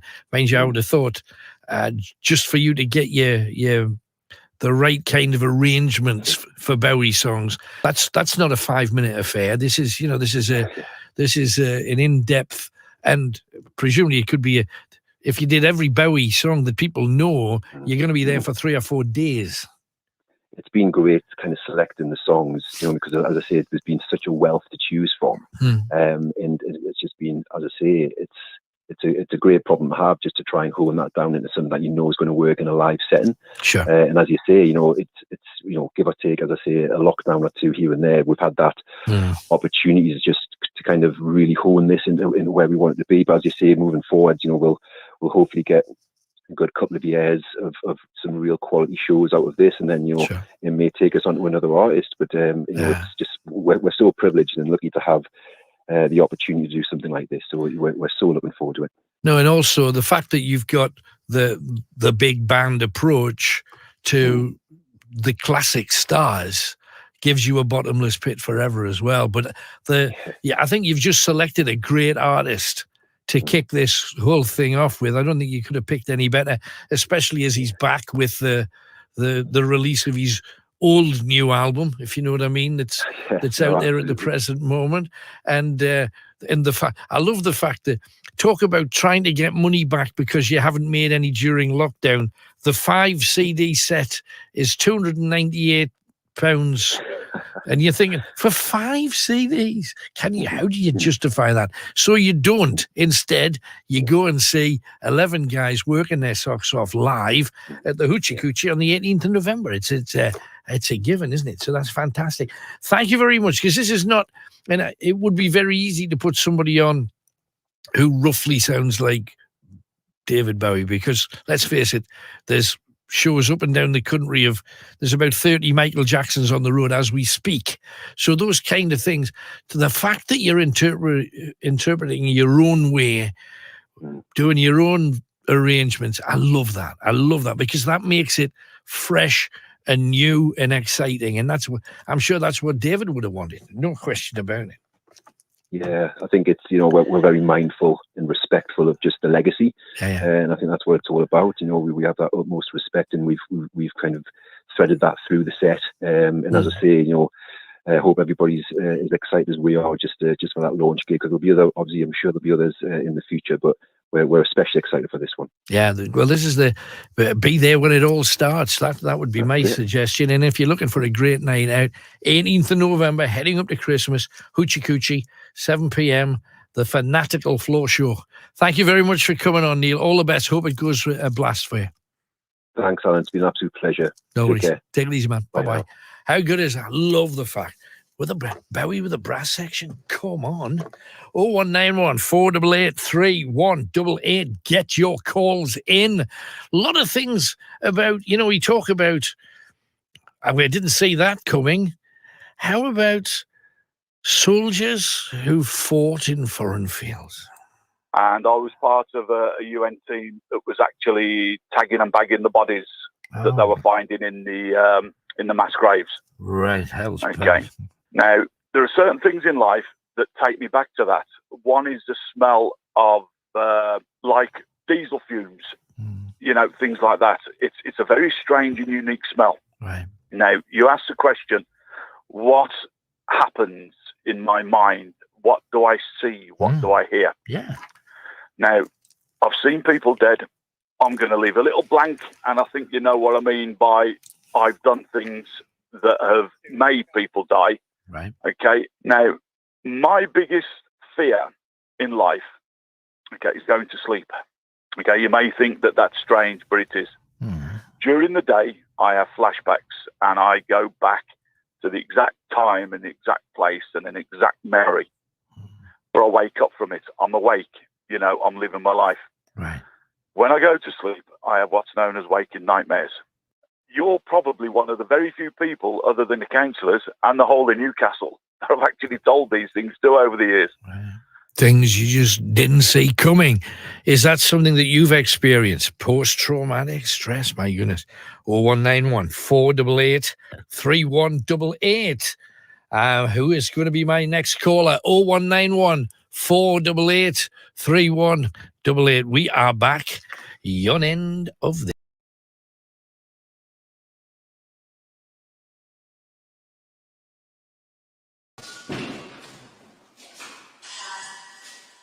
That lamp's currently on in there, just on. Just see it on. This is not right, is it? It's not. Right. She's not. Oh, that's that dog in. What is going on with this dog here? And I must say, I lost my lamp again. You know my torch? I put it on a windowsill through yonder. So I'm going to get it. Right. I'm just going to switch this off for now. This room's definitely the one. Yeah. It was through here, wasn't it? I've forgotten the exit. Which one? Depends which room you left it in, because I've been to a couple of them. The one with Ted in, I left it on. Oh, well, that's there, isn't it? That's this way. It's not there. And that made a sound. Maybe it's leading with this way again. Oh, don't. Maybe something's leading with this way. It wasn't in here, was it? Maybe through here. Right, door's wedged open.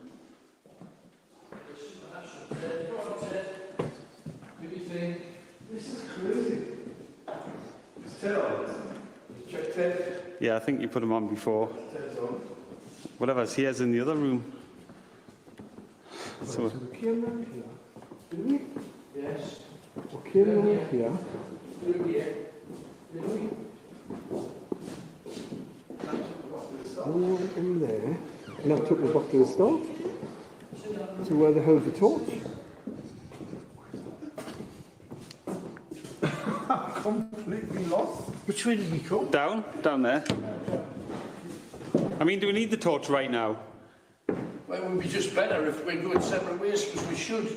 Okay. Let's grab the torch and then we'll... Yeah, because Kenny's got a body cam on, so he can explore a little bit as well. It's definitely in here. Yeah, we went down. Torch, your new toy for this new reality. Torch is an urban backpack that combines the...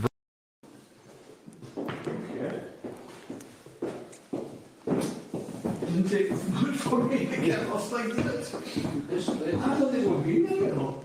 I don't remember this at all. I can't remember this. I don't think we've been here. Well, I mean, I can't remember that point. We'll have to come downstairs. God, this is totally different. We didn't come here. This is just like...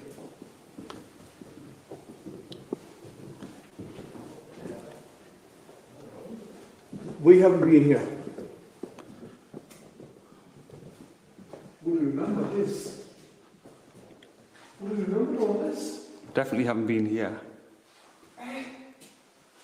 This place is just... It's leading where... Well, we were downstairs. We came down, but this is a different... We have not been here. I only remember this green one.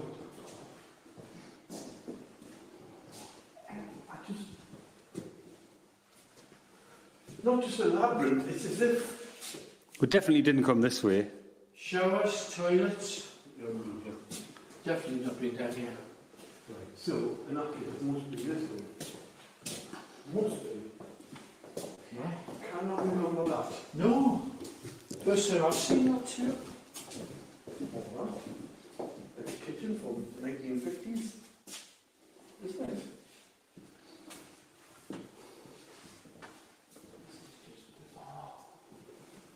Night Owls with Alan Robson. You never know who's going to call next. Greatest Hits Radio. And I'll tell you who it is. It's Stanley Elvis. Hello, Elvis. How you doing? I'm very well. What can we do for you, Elvis? I'm back and I'm on the bike. I've done nearly 20 miles since 7 o'clock. Oh, my tonight. goodness. So where are you now? Just come from there. I had a quick 5-minute rest at Hampton Mill. I'm pedaling there. Membership Bank Awards concert. Right, so you still got a bit of a way before you get back up the mountain. I'm nearly at the top now. Right, good luck. Hey, well done you. So what are you ringing for then, Elvis? Well, I know I've been seeing it. It's 35 years since I cycled a portrait. And I know I keep saying it. I want to do it again for charity. but next year, I've got a little bit of money saved up, so I'm going to do it next year. All right, that's great. Well, good luck this time. So I've been in bed most of the day. I've been catching on some sleep. Right. So my legs are feeling really, really strong tonight. No, that's probably why I've done it. Is it not? That's probably why I've done 20. Probably why I've done 20 miles half the time I usually do. Are you not freezing? It must be bitter out there tonight. Well, I don't feel the cold at all because I've got a really warm hoodie on. Right. And a lumberjack shirt as well. Oh, there you go. Yeah, you looked after. That's brilliant. Hey, well, that's good. How long before you be back home then, Elvis? I'll be considered about, I would guess, 25 minutes. Right. I'm going to have a quick bite eat. And then about 40 minutes home, I think. Yeah, showing everybody else up who's also, the vast majority of people are under the continental duvet, and there's you out pushing it. You must be losing a batch of weight then, Elvis, are you? You're kidding, I'm at least 20 stone. Give over. At least I put a load on. I'm not joking. I put a load of weight on me. How can you put weight on when you're doing the kind of miles that you do on a bike? Oh, hang on. Can't on very good with me. Sorry, say that again. How come you've put on all of this weight when you're doing that amount of miles on the bike? Good question. I don't know. I suppose just years and years of practice. Right. Right. It was cycling. Yes, of practice eating too much, you mean? Or drinking too much? No, but After 40 years of cycling, I've been cycling since I was 11. 40 years this year. I know, but you should be stick thin, Elvis, doing all of that. I know. But there's a secret I've learned. There's a secret I've learned after 40 years of cycling. So it took us this longer to realise. What's that? Just when I'm eating, just when I'm on the bike, especially if I'm doing any sort of distance, the secret is to just eating high energy bars. All right. Like cereal bars and things like that. Right. And to keep you evening meals. Keep you evening meals till the end of your ride. Right, gotcha. Hey, well, get home safe, Elvis. Lovely talking to you. Thanks for coming on. So I'm going to do it next year. I'm going to purchase next year again. I'll be watching out for you. Good man. Thanks, Elvis. So there you go. Stanley Elvis is out and about, heading back up the mountains to concert and then back down to Stanley. Okay, time for another piece of music. Time for another star, because the stars come out at night on the Night Owls. And this one is one of our favourites. It's Billy Ocean. What a guy. Just talking about his stuff. When people say, oh, how many hits did Billy have? You always think, three, about 3, 4, 9, 12. And then, whoa, hang on a second. It's amazing, the longevity that you've had and the stuff you've done. And also, it just seems like you were at a time in your life where you were comfortable enough to say, I sounded that way because some of that music was of its time. I have to say, mine, that it fits in really well with what's happening right now, even to this day. I mean, stuff like very much. Love Really Hurts Without You. You could put that out today and it'd still be a smash. It's amazing, isn't it?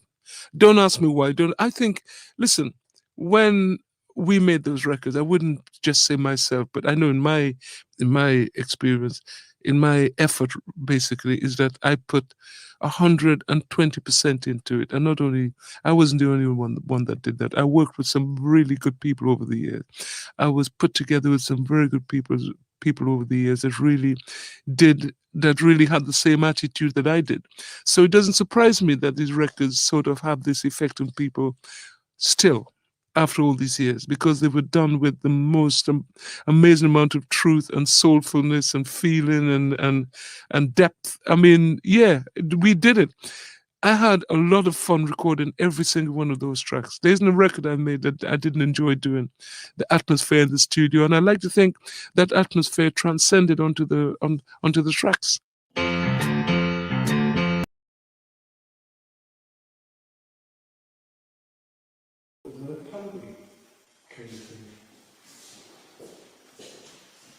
Going on with the rats and race, yeah? All the dishes in there.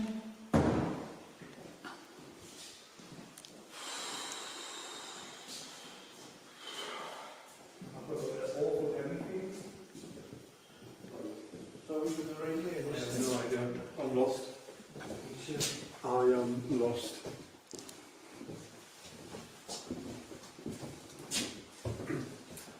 This would be a perfect place to bring our supporters for a night out. Get our 20 supporters through here, sleeping bags, staying in here. It would be amazing. It would be just a break. There's that many different rooms. This is the room we're in. Yeah, you like it? Well, where's my torch? I thought I put it there. Something's playing tricks on what here. Someone's moving and stuff. This is just absolutely... That's where it was, wasn't it? What the hell? I didn't put anything down in there, Kenny, did I? I'm sure I didn't. I just had the necromancer. So where's the torch? Well, they led me through that door. Sorry? Well, that's when we went through that door. Remember, it said door and we went through this door? Right. I didn't put any torch down here, though. There's no way to put it, is there? So you went through here, where is Tracy? So where else do we go? We're going in circles tonight. Well, there's a truck down there we haven't seen. Right, this is the start. No, we're back here again. The start. Where's the torch gone? That's that weird light flickering. It's still now it's shimmering.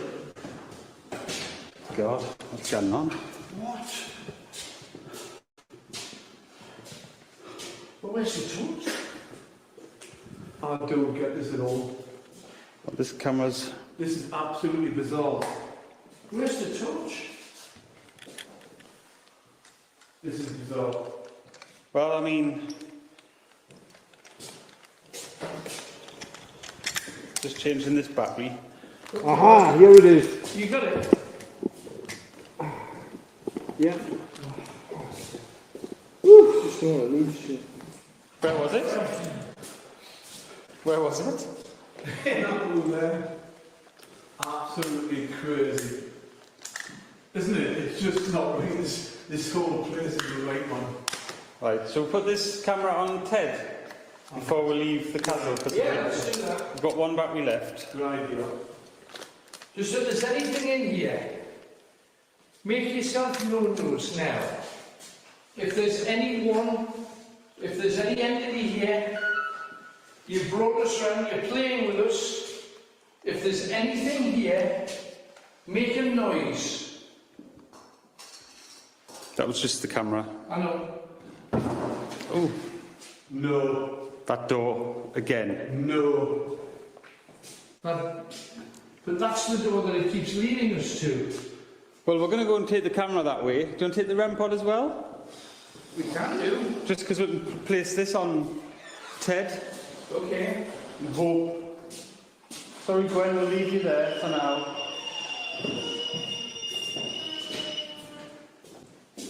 What was that? What was that squeak? It's not bad, but I heard a squeak before. Has it? What's that? Right, so what's happening? Where are we going here? Because I'm honestly I'm going to put this on Ted and then get the other side of the castle. Where's Ted? This way. Back through that door. Need the REM pod for him? Do we need the camera? I've got the camera. You've got the camera. Will you... Okay. Right. I'll put the camera on Ted. Yeah, it's been on Gwen for a little bit. I'll stick it on Ted. Right, back through this door again. I'm going to wedge this door because obviously, Yeah. there. It's definitely, it was wedged last time as well. Right. Me. What do you call it? A bloody tent in this place. Have we? It's playing tricks with whoever's sending them around.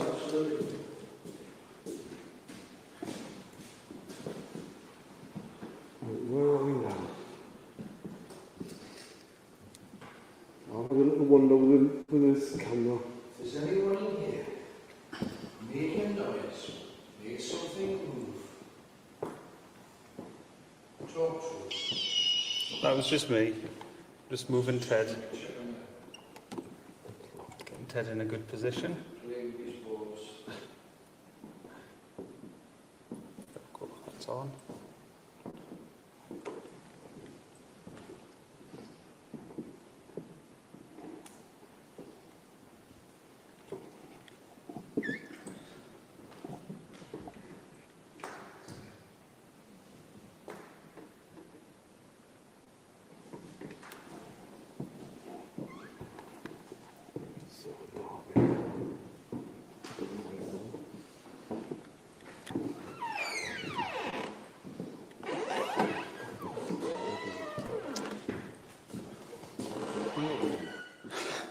I'm getting deja vu.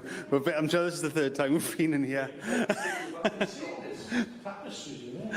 takes you back to start again down there, doesn't it? So where do we go? Out that grey door in front of you. That one, yeah. Have you just been back around the circle as well, Kenny? Yeah. Honestly, I'm busy. Right. So make sure you share this as best you can.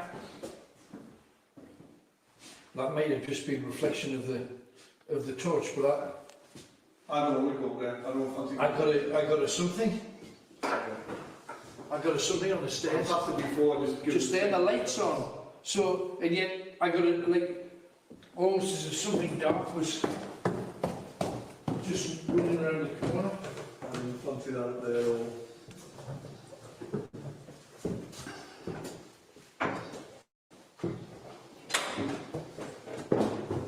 Wow. Kenny, yeah. Keep your chest cam on. Up these stairs, I saw something happening. Now, the reason that I want you to share is because this amazing place used to be the home of Featherstone who used to be the chaplain of Catherine of Aragon. You know, the wife of King Henry VIII? Yeah. You did Yeah. the Tudors, we all did the Tudors. Catherine of Aragon was a fierce woman. She used to fight and lead armies into battle. Nobody tells you this. They say Henry VIII's wives, like you'd imagine them doing sewing or something. Yeah. She wore full body armour. She fought in major battles. And at the Battle of Flodden Field, she took the dead body of the King of Scotland, King James, took his coat off and sent it to her husband, King Henry, so he could use it as a flag against the Scots to say, we've got your king, we've killed your king, we're going to kill you next. Amazing. Catherine, of course, ultimately couldn't bear him a child, so he wanted rid. So he told the Pope where to go and created the Church of England and had the Reformation of all the want to kill all the churches and monasteries that were not Church of England. You know, yeah. Catholicism was totally against his ethos. And Catherine of Aragon eventually had no choice but to be divorced, but she was making so much noise about it, she was poisoned. Yet when they checked her out after her death, they said there was a black something around her heart. And at the time they said, oh, that was poison. Yeah, watch yourself, there's a big spider just behind your head there. God, yeah. Oh my God, look at that. Yeah, come on, this is... He's got a body cam on. You'll see it. Yeah, you'll see that, look at it. That's a minging thing, not very long lazy thing. So they think that Catherine of Aragon might have been one of the very first Night Owls. The phone-in that gets you talking. Greatest Hits Radio. And welcome back, everybody. Alan Robson with you on the big one, of course, Greatest Hits Radio Northeast. Thank you for joining me and spread the word. If you want to get onto the show tonight, you should be calling me right now. There's still time. Our challenge this evening was, I didn't see that coming. Your biggest shock, your biggest surprise in your life. What's been the biggest shock? Give me a ring. Let me know. Do tell. Time for your second clue, though. Now, remember, each clue will give you the name of a big hit, a greatest hit song. And you've got to work out who the singer or singers were. The first clue, James Bond has got one. Okay? James Bond has got one. Second clue, what a bread baker might say when hiring an assistant. Good luck with this one. What a bread baker might say when hiring an assistant. So that's two clues down. James Bond has got one, and what a bread baker might say when hiring an assistant. Two clues down, two huge songs, two more greatest hits coming at you. Let's see how well you fare. Now, talking about things you didn't see coming, one of them is something that we're all terrified of because it could happen to any of us any day when we sit behind the wheel of a car. On some occasions, the fog forms in this dip, and it was the first time it had ever happened on this motorway. Right. So you went from brilliant sunshine to seeing about 10 yards in front of you. It was absolutely unbelievable. Right. So I was in the middle lane, so I thought, I'm going to get over to the inside lane pretty quick and pulled in behind this truck. Right. I didn't get as far away as possible so I could just make out his lights. Right. And he stopped. So I managed to stop in time. And I was thinking of all this traffic behind, trundling down the road. So I pulled onto the verge, first of all. Right. And then onto the grass verge. And I thought, I'm going to get as far away as possible. So I drove up this slight grass bank. Right. I was probably only 15, 20 yards away from the inside lane, but I couldn't see a thing. There was nothing there. Right. But all I could hear were these crunches and crumps. And the sound of... You'll have to excuse me. That's all right. I'm so sorry to put you through this. It still gets to be 50 years later. Jeepers. So you could hear the crashes and the crunches. Could you hear people? No, not at that time. There were no screeching brakes, screeching tires. Right. Because everybody was just plowing straight into the back. Yeah. And I must have sat there for 2.5 hours just shaking and hearing this crashing and crumping. Did people die in that incident? Oh, there were dozens dead and injured. It really was. It was the first ever major pileup, on a motorway. I don't think I've ever been so frightened in my life. It was unbelievable.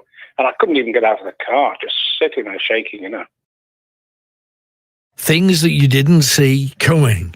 Things about your own family that come as such a shock. Not scumbags, they're my brothers. He was there shooting shooting people. He wasn't shooting people, it was a drive-by shooting. And do you know what that means? Yeah. It means shooting at a person. It was complete accident as well. And you shoot into a crowd of people and it wasn't you're a crowd surprised. of people. So what was it? He shot into the air and it hit a pigeon and the pigeon landed on something. Come on, if you fire guns in public places, I know that, you but hurt people. I know that, and it is wrong, and I'm not defending that. What I'm saying is he didn't know that was going to happen, but we can be here all day. He was there, and he's got 32 years. But at the end of the day, they haven't gone up and shot someone in the air. Nothing like that, and I don't believe in guns myself. Well, have you found out something about a member of your family? Or maybe something you just didn't see coming at all, especially something that your people at work, all of your friends, didn't expect. One night he was getting ready for night shift And of course, we start necking on and everything, you know. You floozy. I know. Well, we're going all the way, you know. But I wasn't in the nutty, and here some of the girls from work walked in. Oh, I nearly died. no, not good. It was horrendous. I mean, they ragged me for about it. I mean, I worked with 44 girls, so you can imagine what I went through. Oh, my goodness. Terrible. That would have stayed with you the entire time you were working. Well, what surprises, what shocks have you endured? That is our challenge tonight. We would love you to have a think, and having thunk, give us a call. David's just sent a note in wanting to say hi and hello to Chris the Fish from David in Jarrow. And also, of course, we have our regular Craig and Peter Lee, who has sent a screenshot of something spooky that his daughter Zara took. She was taking a selfie and she caught a strange image on the curtain, and it is downright peculiar. And then he spoils it all because he knows how hungry I get this time of night. He went to the Toby Carvery today, and Craig is the person that the rest of us whinge about when we go to a Toby Carvery. You know, when you go, if I go to a carvery, and I have been, funnily enough, with Hollywood McShane and also Chris next door, we used to do like a Christmas thing. Every year we'd go to a carvery and just have like a Christmas dinner to be our little celebration. And anyway, when we go there, you go and which one do you want? Oh, I think I'll have roast beef. So you have a couple of slices of roast beef and then you get your dinner. Oh, not Craig from Peter Lee. He sent me a picture of his dinner. Gammon, lamb and beef and a full dinner cascading over all sides and almost looking of similar size to Mount Fuji, that mountain in Japan. So it's a belting looking bit of food, and of course ladled with gravy, and you can't go wrong where gravy is concerned. Let's crack on. We have John, who is in Easington. Hi, John. Hi, Alan. How things are you? Very well, thank you very much indeed. What are you talking about tonight, then? Well, what it is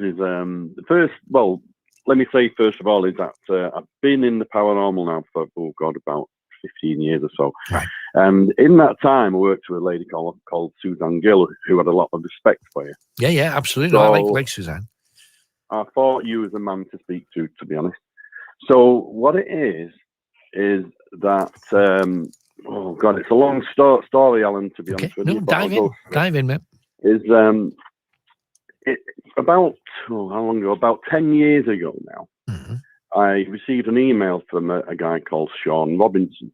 Right. And Sean Robinson said to me that he was really excited on the email. It got some footage, and it was of a painting called The Anguish Man. Right. And have you heard of it? Yes, absolutely. We talked about it last week, funnily enough. Oh, right. Okay. Yeah. Well, what Sean said to me was that that he wanted to find out more information about it. Right. And the only thing that he knew is that, well, what actually happened is that Sean's grandmother died. She had the painting. Uh-huh. When she died, she passed it on to Sean because she knew that he had a morbid fascination about it. The only thing that Sean's grandmother knew about the painting was that she knew the artist, but the artist painted it in his own blood, and when he finished it, he committed suicide. So that's the only things that Sean knew, but he wanted to find out more. Right. So I said, yeah, sure, Sean, I can find out more for you, but I need to work with it.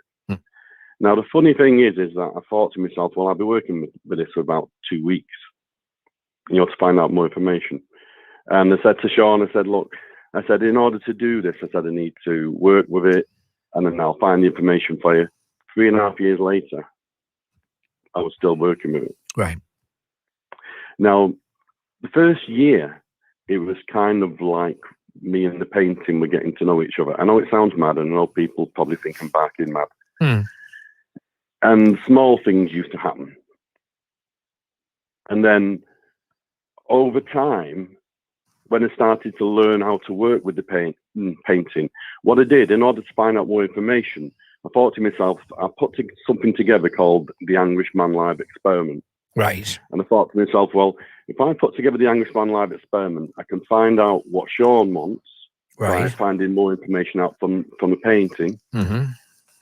And also, I had an idea in me. I thought, well, what if you took haunted item into a haunted location? What would actually happen? Right. Interesting, isn't it? Mm-hmm. Absolutely. So, anyway, I thought I'd take it to Chillingham Castle. Right. And that's what I did. And this is when things started to really kick off. This was probably about a year and a half now into working with the painting. Right. And you're familiar with King Edward's room? I am, indeed. Yeah. Well, what actually happened then is that the painting at that point never had an easel. Sean just gave me the painting as it was. I always looked after it, but I felt a bit funny about it because I thought, well, I need to protect it more. So later on, it had an easel, which I bought myself to look after it. Sure. But it was the 10th of May, 2013, at Chillingham Castle in King Edward's room. Right. And there was about 24 guests there that night. Now, it's not a massive room, is it? But, you know, we made a circle. Mm-hmm. And there's two reasons why we make a circle, which you're familiar with, I'm sure. Sure. One of them is, if something happens and we're all holding hands, then we know it's not one of us. Sure. And the other thing is building the energy for the likes of the painting to work with us. Right. So what I actually did is I put the painting in the middle of the circle. I put a chair to pop up the painting so it stood up, if you know what I mean. Mm-hmm. Sure. I had a lady in front of the painting and a lady behind. And the reason why I did that is because ladies' energy is stronger than men's. You'll find that every time you work with a group of ladies, the energy is immense. It really is. So that's what I focused on. Right. I started to ask the painting questions. One thing we didn't notice at the time, because we just walked in the room and sort of made a circle, was that there was a bench outside of the circle. We were all holding hands. No one's touching the bench. I was in the middle of the circle. And I started asking questions to the painting. And then all of a sudden, as a yes response, the bench on the outside of the circle lifted up about a foot off the ground and slammed down really hard. Wow. So I thought to myself, well, let's get a no response. And I did. It banged down twice. It was getting very most haunted at this point, if you know what I mean. Yeah. So I then started asking questions. And one of the things that Sean's grandmother said, that she always considered the painting to be pure evil. So I asked the ultimate question. I said, would you consider yourself to be pure evil? The bench lifted up and banged down once. And then all of a sudden, in front of everybody, 24 guests on that night, a dark 6-foot figure materialized in front of the painting. Mm-hmm.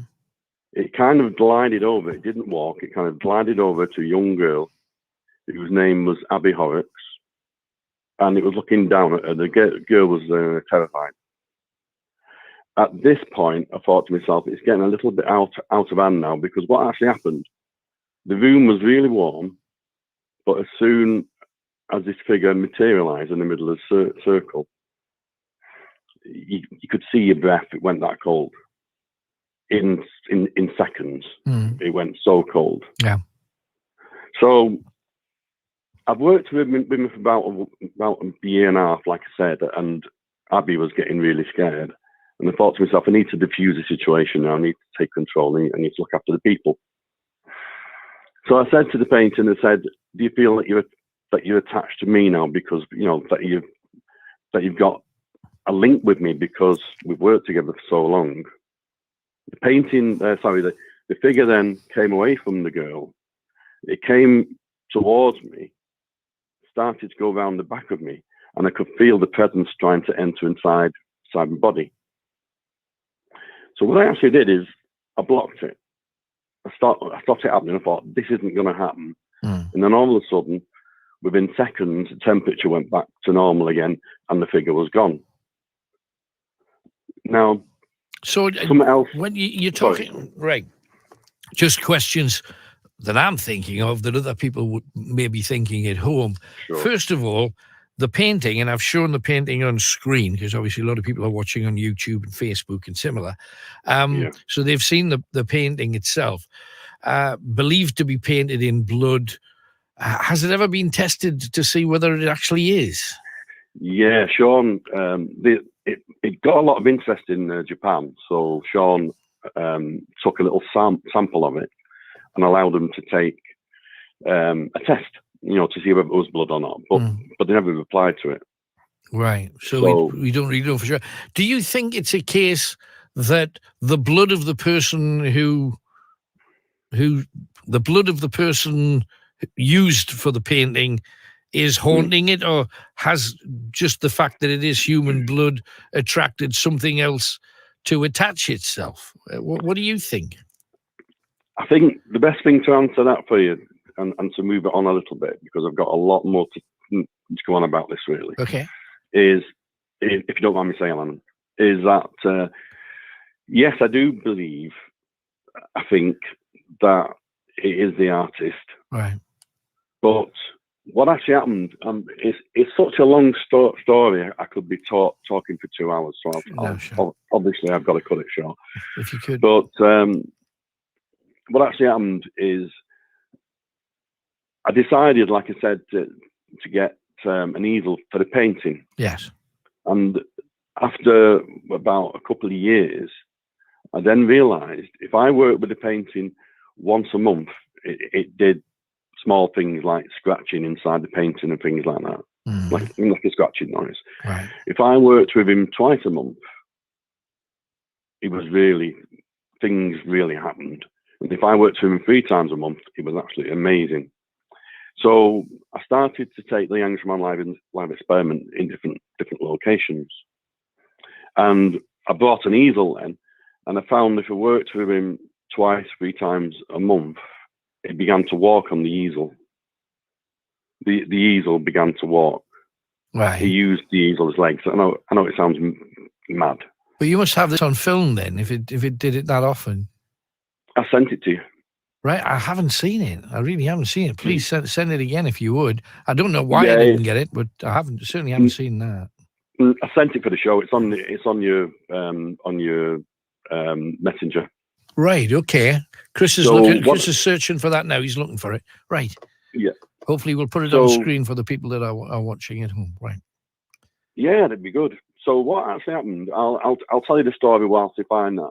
Please. The actual clip is of a place called the Red Line in Pontefract. Right. And what actually happened is I was talking to David, and like all the guests were there, and what you'll notice if you can find the clip in time and put it on, you'll notice that I always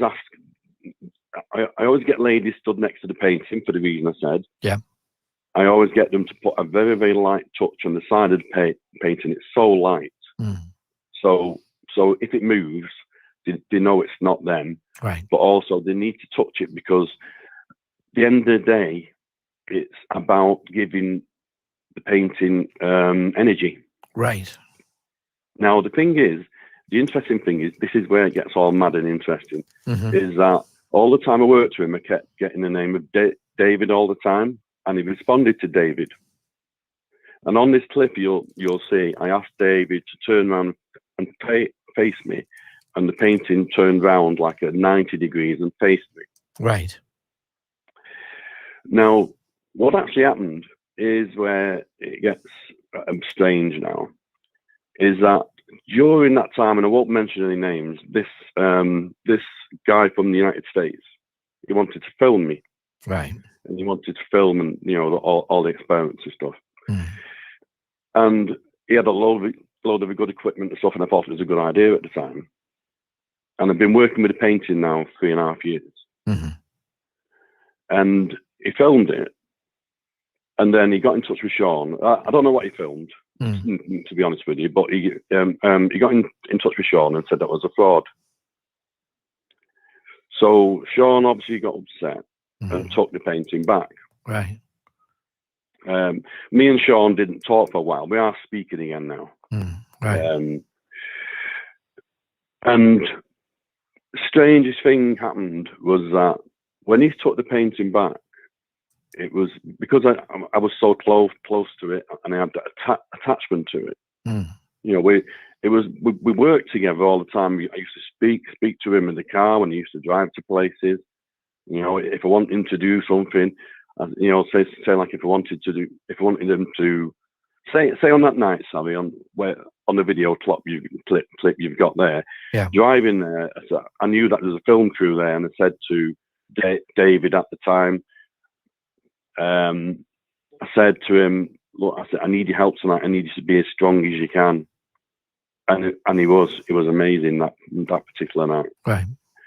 But the interesting thing was that David told me that he attached himself to the painting later. So you've got an entity which was originally attached to the painting of the Anguish Man, which was dark, and, you know, as Sean said, it was pretty evil, really. But then you'd got something else that attached himself, who I was communication with, and this was David. And David told me that the stronger he was,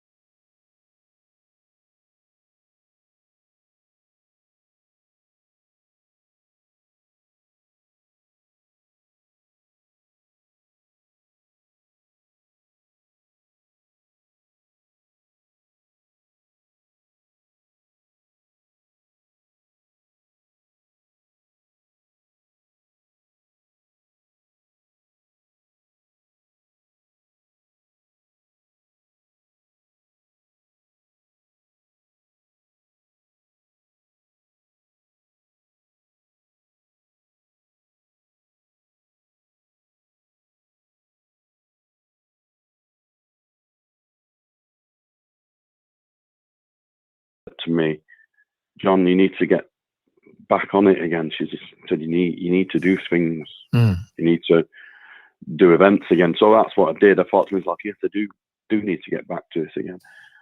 And I set up an event called the Manor House in London. And we went there. It was a normal paranormal event from like 9 o'clock till 3 in the morning. I was driving back.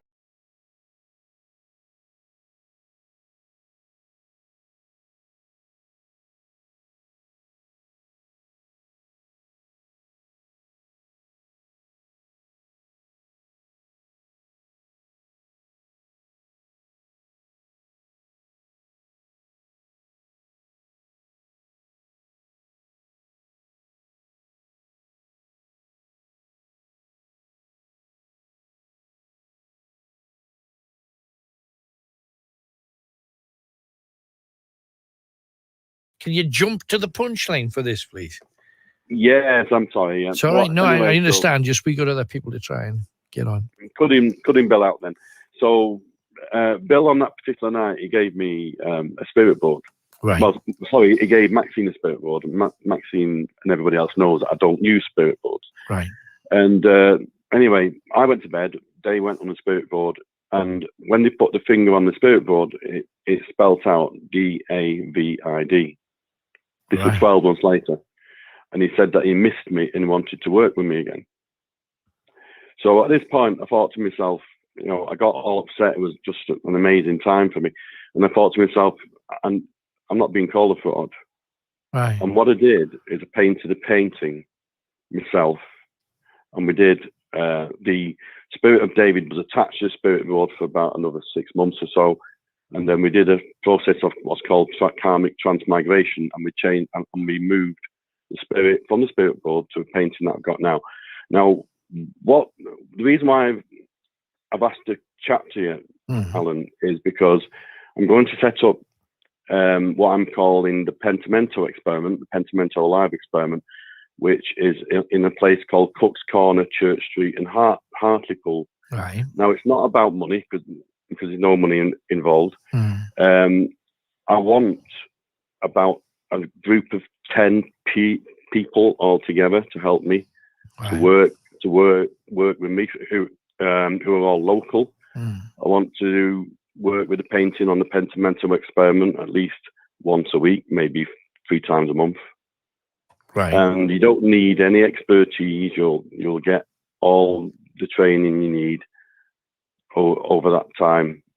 And I just need dedicated people to take part in the experiment who haven't got their own agenda and who are there for the purpose of the painting. Right. The reason why I'm saying this.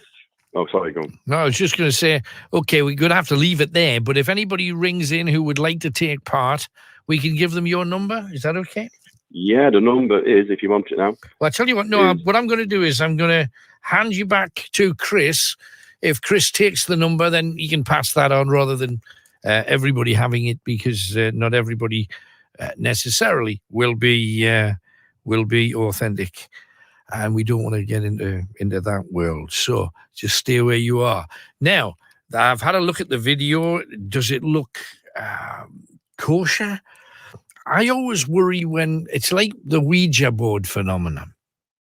The video has 2 women, and one woman has a full hand on this painting, and the other one is touching it slightly, and the easel turns.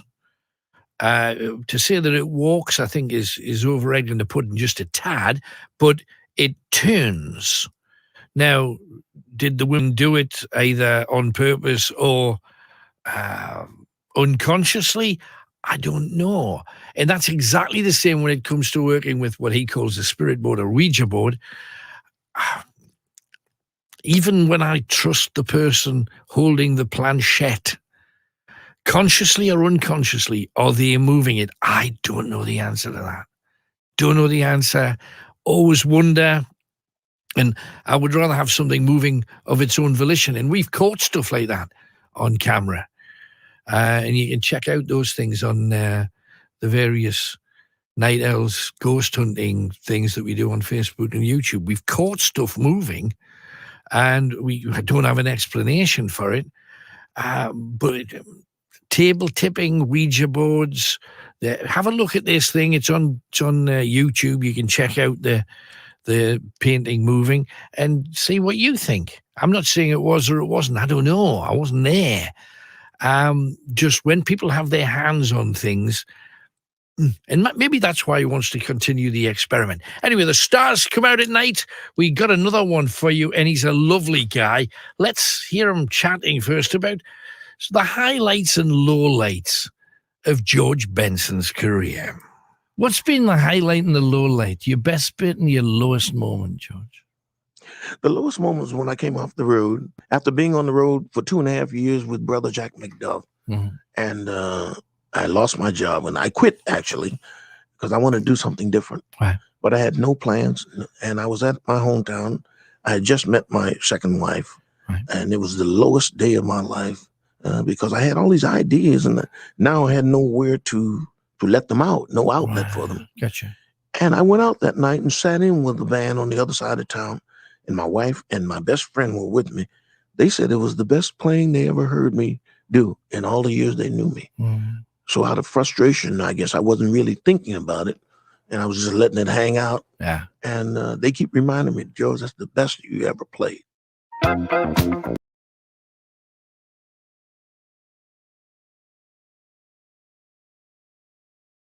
Oh, so she may not have been poisoned after all, because we all learned that divorced, beheaded, died, divorced, beheaded, survived. I just don't want to be anywhere near that spider. These are locked up here, there's nowhere else to go. Oh, right. I'm glad with that. Well, what was that thing moving up here, though? I got with the boost. Yeah. So you were finishing share? Yeah, please share. Share this video. Share this video if you'd be so kind. We would love you to do that. And it gives us more power, it gets us out there, and it allows us to do more things. Without your help, we're dead in the water. But, well, that was cool. I wonder what that thing was moving. I've just got a glimpse of it. It's set on the hair on the back of my neck. What is up here? So, what is down here? We haven't showed them off that room yet, which we'll keep bypassing. Yeah? This one. Right. Well, we're going into the darkness then. Come with us, please. This is a lot of animals. This one. Yeah, we haven't been in there yet. We've walked around it 3 times. You haven't been in here, you sure? Not with the camera, we've walked around it 3 times. No. No, we came in near that door. There's that big wooden... Yeah, we haven't been under the camera. This is different. Yeah. This is a different one. All right. It's different because they're rearranged differently. How come that's the same things there? Are you one of 9 million EasyJet customers who could be set to receive up to £2,000 in compensation? On the 19th of May 2020, EasyJet announced that the personal data of up to 9 million customers had been exposed in a data breach. This resulted in millions of people having their full names, email addresses, and travel information accessed, while another 2,200 customers had their financial details stolen. And this information can be used by cyber criminals to commit crimes. Thousands of EasyJet customers have already signed up to claim the compensation that they are due. And you can too, by clicking the link below. Here you can find out instantly whether you may be eligible to claim up to £2,000 in compensation. EasyJet became aware of the hack in January 2020, that waited 4 months to notify their customers that their data had been compromised. This put those affected at additional risk. We've made claiming compensation quick and easy with an online portal that allows you to register in a couple of minutes. And our no-win, no-fee agreement, there's nothing to pay up front. We understand the severity of having your data. It is, isn't it? That's the same thing as what we saw before. Is it? Look at all this on the walls, man. That is, like I say, all heraldry, you know, with different shields and... No, it's a different room. Look at the ceiling. Amazing, isn't it? Each one's a different I'm gonna get shield. I like something like this when you get shot at the ceiling. Yeah, because each one's a different house. Yeah. They're amazing. Right, I suppose. Woo. I'm sure I saw something on those stairs, mate. I don't know whether anybody else caught anything there, but It's an absolutely... I've never in my life been in a place like this. It's just... it's trapped between 2 different generations, isn't it? I think. And no one lives here in the actual castle. There's no one here. It's got no... I don't understand, like I said before, I don't understand how it makes money. When people visit, I think, because he hires the rooms out to anyone. There's loads of rooms here. People can come in because... Yeah, there's. When I was having a look earlier, there's loads of rooms. So it's definitely hired out. So people can come and stay here. Yeah, definitely. I would stay here. And experience what it must have been like in the, what, the 1950s even? I mean, the castle was in the 900s. Yeah, but, you know, if you went to a place like this, it's not modern facilities or anything like that, is it? It's nothing like that. It's like going back, you know, like about 70 years. Let's see if there's anything in here on the... I think it's amazing. I think it's a great thing to do. Hang on. Entity detected, and it's there. Just the opposite here. It's a relaxed entity, it says, and there's a message.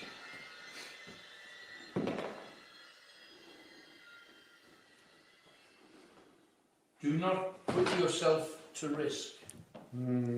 That's the message. Right. Do not put yourself to risk. Does that mean don't go anywhere near that river down there? I know they've warned us about the river because there's a witch ghost that exists down there called the Eddie Grey. The poltergeists down there trying to push you in the river. You know, when you look out that window there and you see that front, is it like the entrance of the castle or porticos or whatever it is, it just looks so big. Well, you know, there's right in the front where we drove in. Yeah. I don't know whether it was there or whether it's there, and I'm sensing it's there, where they had so much trouble with the Scots, and just when they got rid of the Scottish problem, because the war between England and Scotland ended, they didn't want any more hassle, but the border reivers were doing their thing, stealing here and stealing there. So they carried out a purge on the border reivers, and they killed over 200 of them in 8 months. And day after day, they didn't move the bodies, they just hung another one over the wall, and you're lighting it up right now. Look at that. That is incredible. Let's give them one more try with this then. Come on, do your thing. If there's anything in here, show us where it is.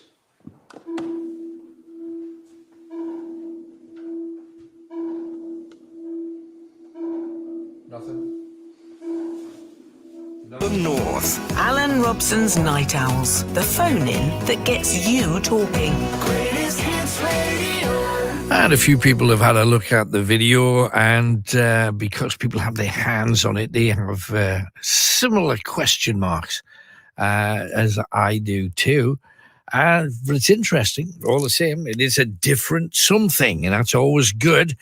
And Diane sent a thing in saying the government document that came out this week says that the UK has lost 178 times the amount of money that it's bringing in the current trade deal.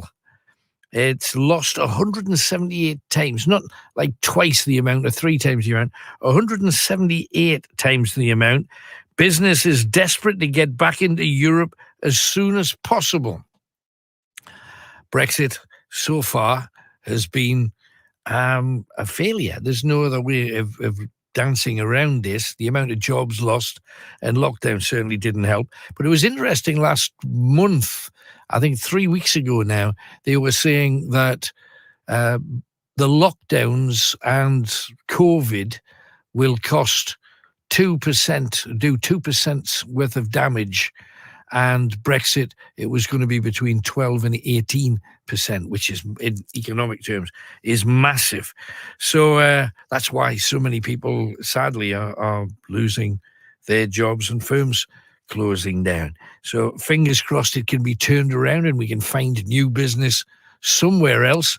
But all of those promises from America and Canada and Australia and Japan, none of them have really come about to any large degree, as you can tell by that was just announced today in the press as well. I read a thing about that this morning, about 178 times the trade deal gains. If you want to talk about that, you can. We're looking particularly for, I didn't see that coming, the biggest shock or the biggest surprise. What is it that you have had? Got a few more clips to play you too, but let's get as many of you on air as we can. We have Anonymous from an anonymous place. Hello, Anonymous. Hello, Anonymous. Anonymous is not there. And looking at what it was, an email I sent. Don't understand what that's all about, but I presume Chris knows. Oh, she is there. Hello there. Hello. Hello. What can I do for you, darling? I'm just wondering if you can help us. Just I'm in the house at the minute. Okay. And it's going through court. If you get what I mean, it's going through court for my daughter. Well, don't mention any names, whatever you do. Yeah. Okay. I'm just like it's going through court for my daughter. Right. And he's getting away from the abuse effects. Right. And Gotcha. he's abused my daughter, if you get what I mean, and it's going through court. Right. Uh-huh. So I would need help if if it's possible, to help us get like a washer, cooker. Oh, I see. And stuff like that. Gotcha. Right. So you need a washer, a cooker. What else? A washer, cooker, settee. Settee, right. And microwave. Microwave oven. Yeah. And baby clothes. And the cot for my daughter, if you get what I mean. Baby clothes. Boy child, girl child, children? Girl child. Like 10 months old. But by the time I get her back, she'll be around about 1 year old. A 1-year-old little girl. Right, so has anybody got a washer, a cooker, a settee, microwave oven, baby clothes for a 1-year-old little girl? Now, under normal circumstances, when we worked across a week, this would be a given. Harder when it's just 1 day a week, but let's have a try. Washer, cooker, settee, microwave oven, and baby clothes. Would they be able to deliver just I don't drive?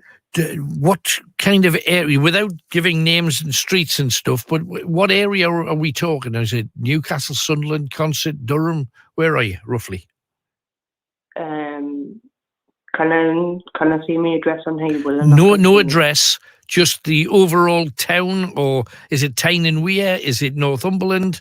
Just give us a general area.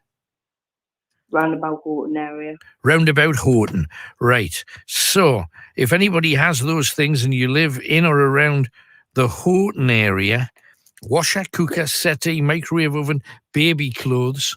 The lady doesn't have access to a vehicle, so if anybody can find a way to get those things to her, for anybody that's got a van or whatever, washer, cooker, settee, microwave oven, and baby clothes. We'll have a crack for you, Anonymous. We'll see what we can see what we can get, okay? All right, thank you. Thank you. And good luck. If you're going through an abuse situation and getting somebody hopefully sent down for that, it's a courageous thing to make the move. Washer, cooker, settee, microwave oven, and baby clothes for a 1-year-old little girl in the Wearside area, really. And let's see if we can get them first, and then if needs be, we'll try and find a way to get them to her. 01914 488 3188. Edwin's with us. He's in Gateshead. Hi, Edwin. Hi, how are you, Alan? All right? I'm good, mate. Thank you very much. What can we do for you tonight, Edwin? There was a ghost story I was going to tell you about. My son lives in Stanley. There's last up Stanley. Uh-huh. And her stepdad used to have this lass that used to follow him, like I asked him to play runner and stuff like that. Wow. A mother got in a car one day and she had to say, Jason, who's that little lass in the back of the car? He says, oh, it's the one I was telling you about. She asked us to play runners. And when she looked back in, there was nobody there. And she got a fright. She wanted to be at the corner. He says, sorry, she's there all the time. So how old was she, Edwin, roughly?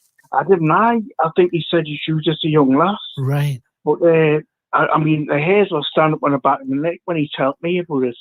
But apparently she was in the car. He hadn't said no to her, and she just turned around and says, who's that lass in the back of the car? He said, it's the one I was telling you, I followed her to the run. And then when she looked back in, there was nobody there. Right. No, I've had a couple of people ringing in over the years, and to be honest, Chris, if you're listening, if you could slide there, it happened to a lady in Cornwall where she was looking over her shoulder and she could see somebody in the back. You know, where you're driving along and you see somebody in your rear view mirror, and it totally puts the willies up you. That's a scary thing. When he was telling me, I really got afraid, but I says, her mother just looked round and she says, who's that laughing about the car? And when she looked back in, there was nobody there. Right. But But isn't that strange? No, I'm all right, man. It's just fascinating that you've got that somebody's got a little girl spirit desperate to be played with. You know, how sad is that in the great scheme of things? No, that's tremendous. Anything else in Edwin? Just ambulance drivers now. I was seeing a great thing the other day. We're coming through Newcastle. Uh-huh. next to where the Punch Bowl pub is, just before you get there. There was ambulance come through and the cars just parted and they had gone straight through. It was great to see. Like, yeah, they brilliant. just pulled out each stage, you know, the ambulance went straight through. Brilliant. Normally, you know, there's a struggle trying to get them through, but it was great to see. Like, Yeah, everybody pulling their weight on both sides of both lanes of the road. There always seems to be one though that doesn't see or hear or listen. Well, Or a couple of weeks ago, before that, there was one coming down towards us, and there was a car behind me. I pulled over, and he kept going doing that. I thought, what's he? I says, well, that's okay. Why don't you just pull out and let him come up the lane? There was plenty of room. As I was an awkward one, he kept on going doing. I thought he's probably thinking, he said, I'm not going to move for him, and just he went straight doing, and he had to get on there. the other ones that I've started to notice, and it does tend to be usually an Audi driver or a BMW, an ambulance will go whizzing through with its blue lights on, and you'll get somebody following the ambulance, you know, using it like an American footballer following somebody who's got the ball. Do you know what I mean? Yeah. That's out of order. We went to the fireworks display on all night. Oh, and everybody was sitting at home at Whitley Bay. All right. And we'll come back and everybody was tooting the horn. There was coppers on the other side. I think they had come up. They must have been telling somebody off. Yeah. We were laughing about it because everybody was doing it. Because I'm waiting in the traffic queue. Yeah. How long were we in the queue? An hour. Oh, blimey. We're in the queue and now we're trying to get home, man. Was it good though? Did you enjoy it? It was great, mate. We came away at 7:15. We didn't get in. What was it? 8 o'clock or something. We got in. Blimey, right. 8 o'clock or something. We got in, wasn't it? Yeah. And you're not that far. You're not that far away. It was a canny way late in the queue. Yeah. Hey. I'll go let somebody else on. All right, Edwin. Thank you for coming on. Love to the pair of you. Thanks for sharing. Take care of you, right? You too. Bye-bye. Nice people. 0191 488 3188. I hope if you were out bonfire nighting 2 days late, hope you had a good time. I hope you enjoyed the various demonstrations I noticed were scattered from Thursday, Friday, Saturday, Sunday, all over the place. I mentioned that we had a call from a night owl who saw a child on the back seat. Mentioned it to Chris, and as ever, he's come up with the goods. I have an older sister and a younger sister. Yeah. And we went down to Cornwall for the week. You know, we stayed in an old Victorian hotel, which had a sea view. Right. And all week, my little sister, she used to complain about seeing another young girl in the room with her.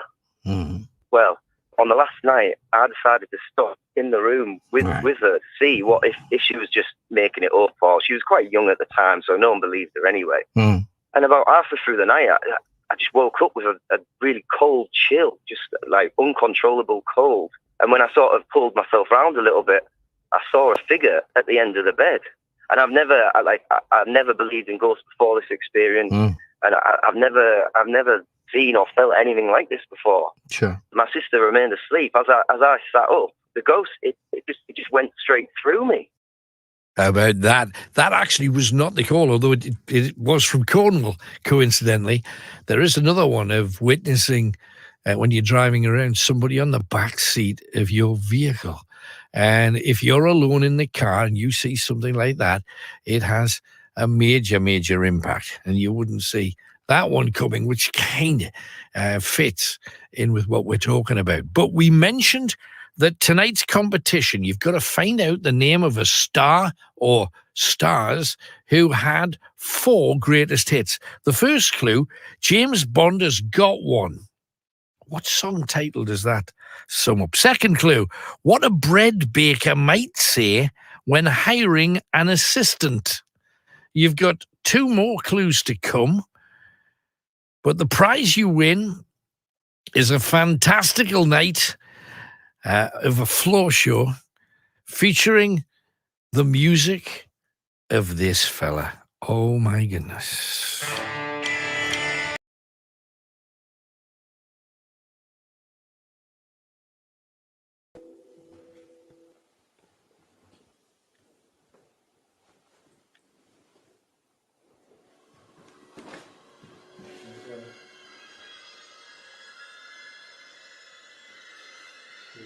That way. It's a hurt spirit.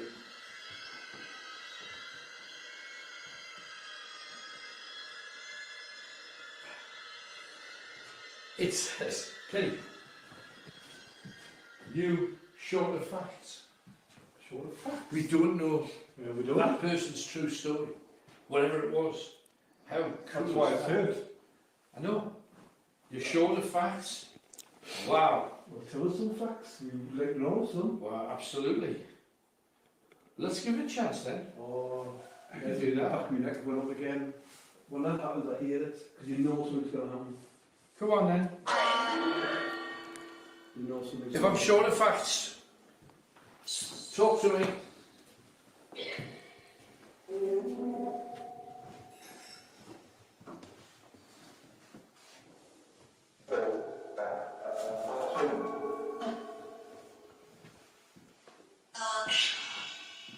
Jewel.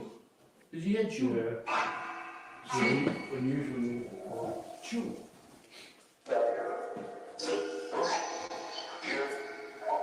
Yeah.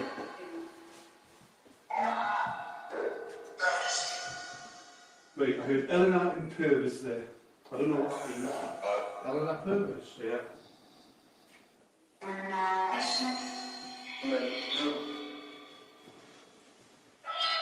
Eleanor Purvis.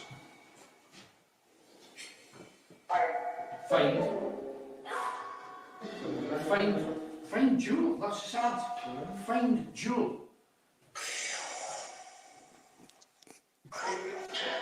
Is there a lost jewel here? Is there a lost jewel here? How far is Benson up from here? Because it could be going to trade us still. 10 mile, 10 mile. Possibly not even that. Do you know, they're supposed to be there, aren't they? They're trade us still. Find the jewels. Is that what you want us to do?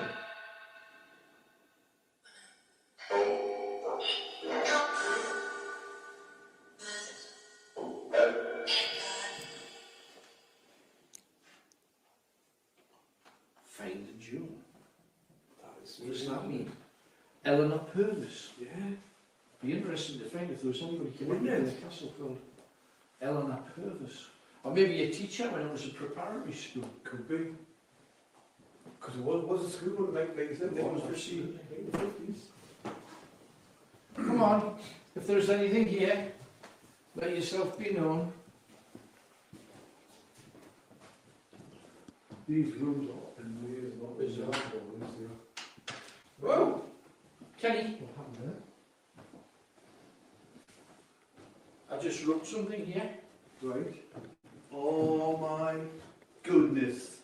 What the, that's not a jewel. That is, well it is, isn't it? It's not a real jewel. What is it? I think it's plastic, isn't it? But still, what does it mean? Have you seen this? Seriously, I just did. For some reason, I did that. I don't even know why I did it. I was like feeling in case there was, you know, like a cup. Yeah. And that fell out. What is it, a diamond? Oh my God. It's not anything that I carry around. I'll put the necromancer back on again because you found a jewel of sorts. I'm not taking it away with me. I'll leave it where it was put. Yeah. Just to see what it's in. That is incredible. It really is just. That's, you can't make that up. You can't. Wow. See if it sparkles. Speak to me. There it is, sparkling away. How? We should probably tell the guy it's here because I've shown it to everyone now. We want to find more jewels. Sorry. Because. The necromancer won't work. No. I don't know why.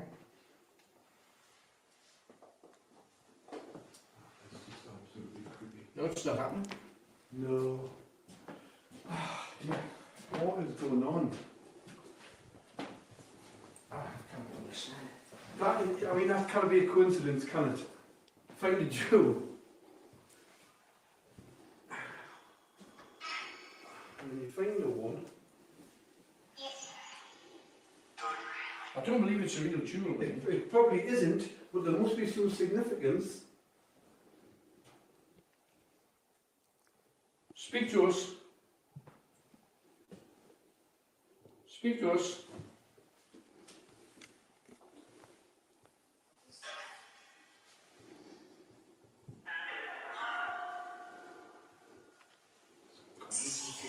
Did we find the jewel? Was that the jewel you were talking about? It's not a proper jewel. It's not Not proper jewel, no. But it might have been something into it. As if maybe they've placed it there. Speak to me. I just heard footsteps there, but. Well, it can't be because that's not a floor, is it above? I don't know. Don't know what's happening here.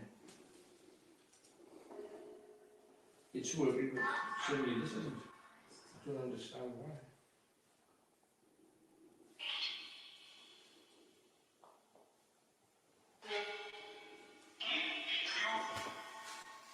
What's the significance of that?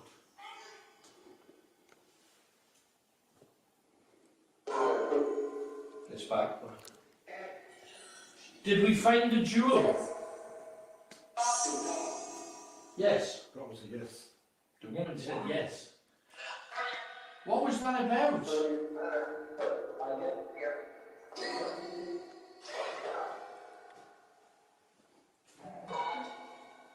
Test.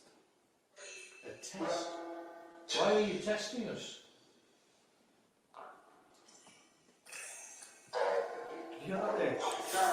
Test? Just repeated what I said. It said think as well, didn't it? I am thinking. Men. Theft? Death. Theft or death? Could be debt. Or debt, yeah. No, it's death. Listen, creaking. Did you hear that? I heard creaking there. Did you hear that, Paul? I'm not sure. Can't hear anything for the... Just there behind you. Just behind you, behind that wooden... Well, that's where Gwen is, where the ball was going off. This place is full of more questions than answers, isn't it? Yeah. Absolutely. Why did it want you to find like a plastic jewel? If that was the right jewel. But it said yes, test. I don't even know why I went across there, because I know. we've never been in here. No, Not around here. Not at all. We went through here.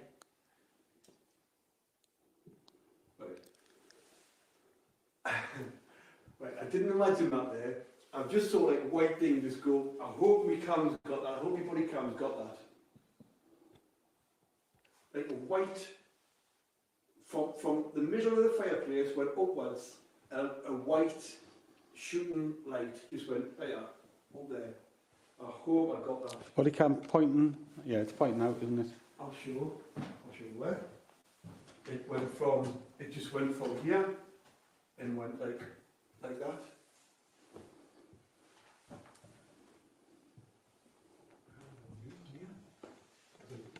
Lighting and stuff. Sometimes you're right, Kenny. We just gotta let a place tell you its story. And I definitely did. Something.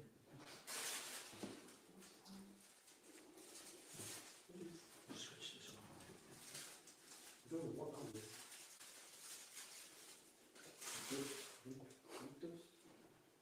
There's a white light just got up there before.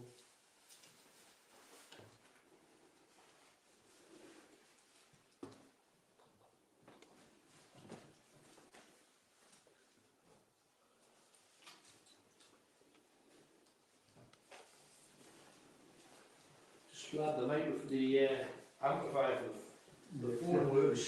Definitely. But what's behind that? What was the significance? And now, time for your third clue. Are you anywhere nearer finding out what artist or artists that we are looking for? The first clue, James Bond has got one. Second clue, second song, what a bread baker might say when hiring an assistant. Third clue, if you decide to have a child, what your partner might say. If you decide to have a child, what your partner may say. Now, of course, if you get any one of these right and you think you know the artist, you can go back through their other hits to see which ones fit. If you can't, that's the question. I think the fourth clue is the giveaway. Let's see, because you'll have that in 20 minutes' time, so not very long. Hang on in there. Now, the good news is Alan from Wallsend is offering the lady a television. Hopefully he can maybe get it there. I don't know whether that's the case, Chris, but it's a possibility, so fingers crossed. We are still therefore looking for a washer, a cooker, a settee, a microwave oven, and baby clothes for a 1-year-old. If anybody can help at all, give Chris a call, 0191 488 3188. Now, talking about clues, last week we had 4 clues, and Andy Smith sent this in. Alan, I've been listening to the clues, and one of them was what politicians want. And the next clue was cyanide, poison, etc. It made me laugh. It sounded like you were answering the question. What politicians want? Cyanide, poison. Maybe psychologically, that's where I was going. But thank you for that. And Anne's been on about Ouija boards. Hi, Alan. We made a Ouija board when we were bored and not busy at work. It spelled out a message for a 16-year-old. Someone saying they were sorry for falling out with her friend before she passed on. The girl's face went white. She knew both people. We binned the board. I don't think that anybody was pushing the glass. Makes me shiver now when I think about it. And I was the biggest skeptic. Just not so sure now. Always on the side of caution. But remember, just before the news there, I said there was a call from a lady in Cornwall and the ghost in the back of the car. We found the actual one now. This is it. You're on this lonely road. What happened? I'm driving home, actually. My husband's sitting in the passenger seat. I'm driving. We're coming along this bypass. For some reason, I look in my rearview mirror and I see a girl. How clearly? Was this as if there was a passenger in there? She was sitting in the back seat of my car, yes. I hit the brake. Right. But to be honest, I think probably it was the stupidest thing to do. I hit the brake, looked in the mirror. My husband said, "What's the matter with you?" I said, "Who the hell is she?" Where did she come from? He said, "Well, there's no one here." It was a late evening. Yeah. Driving home, I was tired. Came home, and it bugged me. The following week, because I always have to work on a Friday night. I only work Friday night. My son was actually in the car. I looked in the mirror. She was there once again, and my husband picked up on it. He said, "Is she there?" I said, "She's in the car," and this has gone on for weeks. Describe her. She is about 2022. Got blondish hair. She's very pretty, but she's got a dress on which I would say is in the 50s. Does she look at you, or her eyes looking elsewhere? No, she looks straight at me through the mirror. How about that? Imagine. Maybe if you're driving around tonight and when the fog comes in, just cast a glance under your back seat. You never know what you may see. So, lots of other things to talk about, but let's dive across to Hereford, because Mark's there, and he has a tale of all things spooky. Hiya, Mark. Hi, Alan, mate. How's it going? It's good, man. Tell me your story. Well, just before I do that, Alan, a couple of things I've got.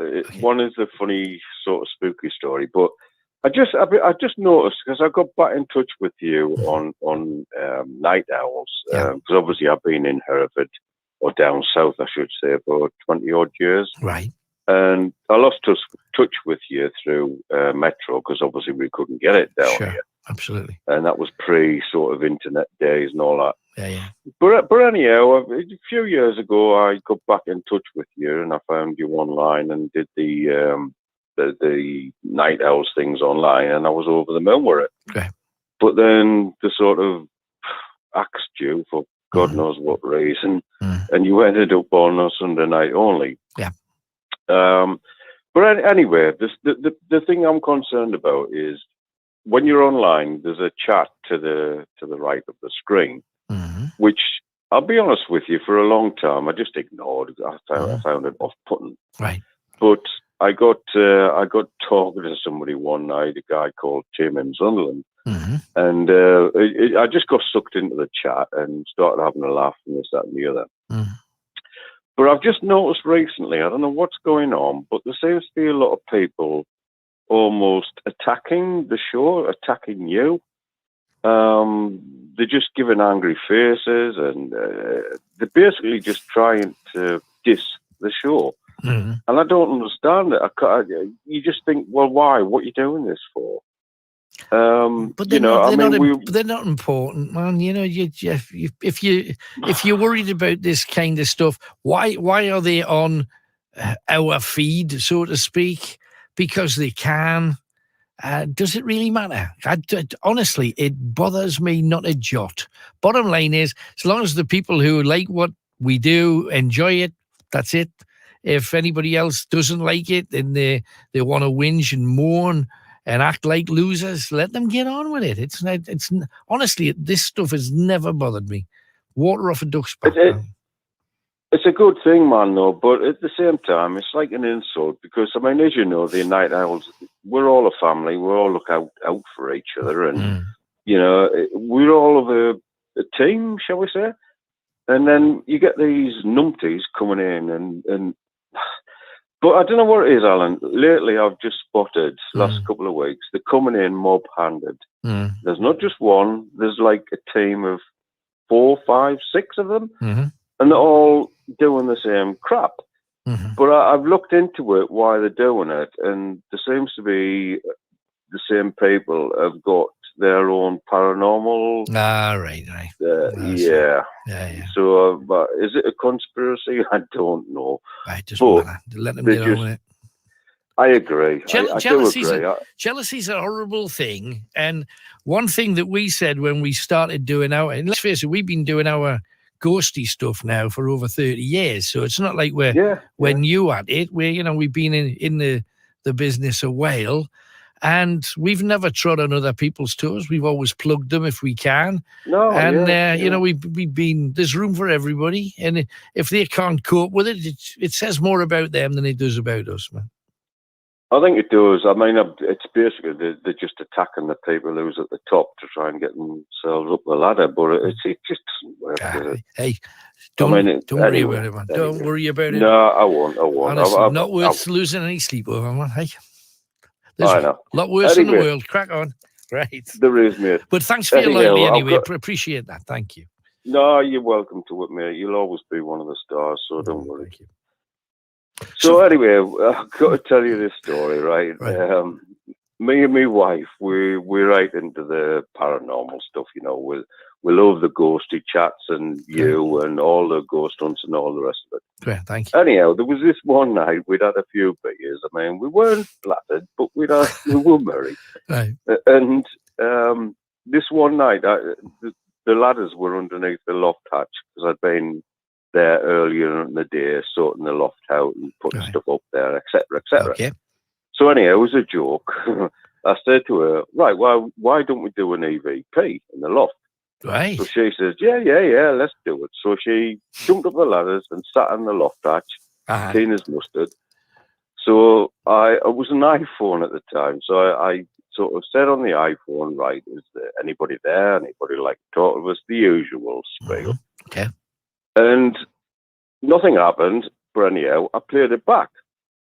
And this demonic voice came across. Couldn't make out what the hell it was saying, but it scared the bejesus out of us. She cleared the loft hatch without using the steps. And I was like, what the hell? So I went up, shut the hatch, put the step ladders away and thought, wow, God. And I'm like there thinking, yeah, you shouldn't mess with this. It's not good, it's not right, it's that and the other. So anyhow, we basically cut a long story short. We went to bed, ended the story.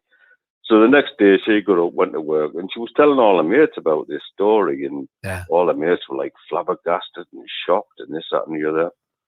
So anyhow, I got this recording out again on my iPhone. I'm thinking, God, that is spooky as hell. Right. But then I'd realised I'd pressed the slow motion button on the sound. I didn't know there was one on an iPhone. So, I mean, as you can tell, I've got a deep voice. So you imagine my voice played like 10 times slower. God, I just thought, you've got to be kidding me. Tremendous. Honestly. I mean, her mates took the water out of her for weeks later. But I just thought, what's the chances of... Brilliant. The slow motion button on a voice, of course. Like, what? Didn't believe it. But mind you, I don't know what it is, but attics, lofts, spooky down places. Doesn't matter. Doesn't even matter if it's your house and you've had it for 30 years. Lofts. Yeah, Don't know what it is about they're not lofts. pleasant. Yeah. The same with basements. I mean, I don't have one, but I mean, I used to be an electrician, so I had to go down on the basement floorboards, all the rest. Yeah. And they're not pleasant places to be. I don't know what it is. No, I don't know either. It's just reminded me once I was an electrician apprentice, you know, and all the young lads have to be sent up to do all the dirty work. Absolutely. So this guy I was working with says, right, get in that loft and pull this cable through. So up I goes. Yeah. I mean, there was about 2 foot crawl space, so you know, you really lifted your head up and you were touching the ceiling. But anyway, I did it because I had to. And I was crawling along, and all of a sudden I got this electrical shock feeling through my neck. Right. And I thought, what the bloody hell is that? So I got my torch out, had a look, and I had a gold chain on. It caught on the earth of like some wires, and I'm thinking, what? God sake, man. You couldn't. I mean, pitch black, and you just get this feeling of somebody strangling you. Think, oh my God. It's funny because I was an apprentice Sparky as well, and I was lousy at it, but it was one of my earliest jobs, and I had to do that. But it opposite end to you, I had to go under the floorboards to crawl from one end of a room to the other end of the room to poke the wires through, you know, where the socket was going to be. And it was initiation ceremony. I'd been with this guy for 3 months, so I didn't think, I thought I was past that. But he was working with his regular crew that I hadn't worked with before, doing like revitalization of old council houses. And I went down under the floor. And while I was under there, I heard knocking, but you don't think too much of it.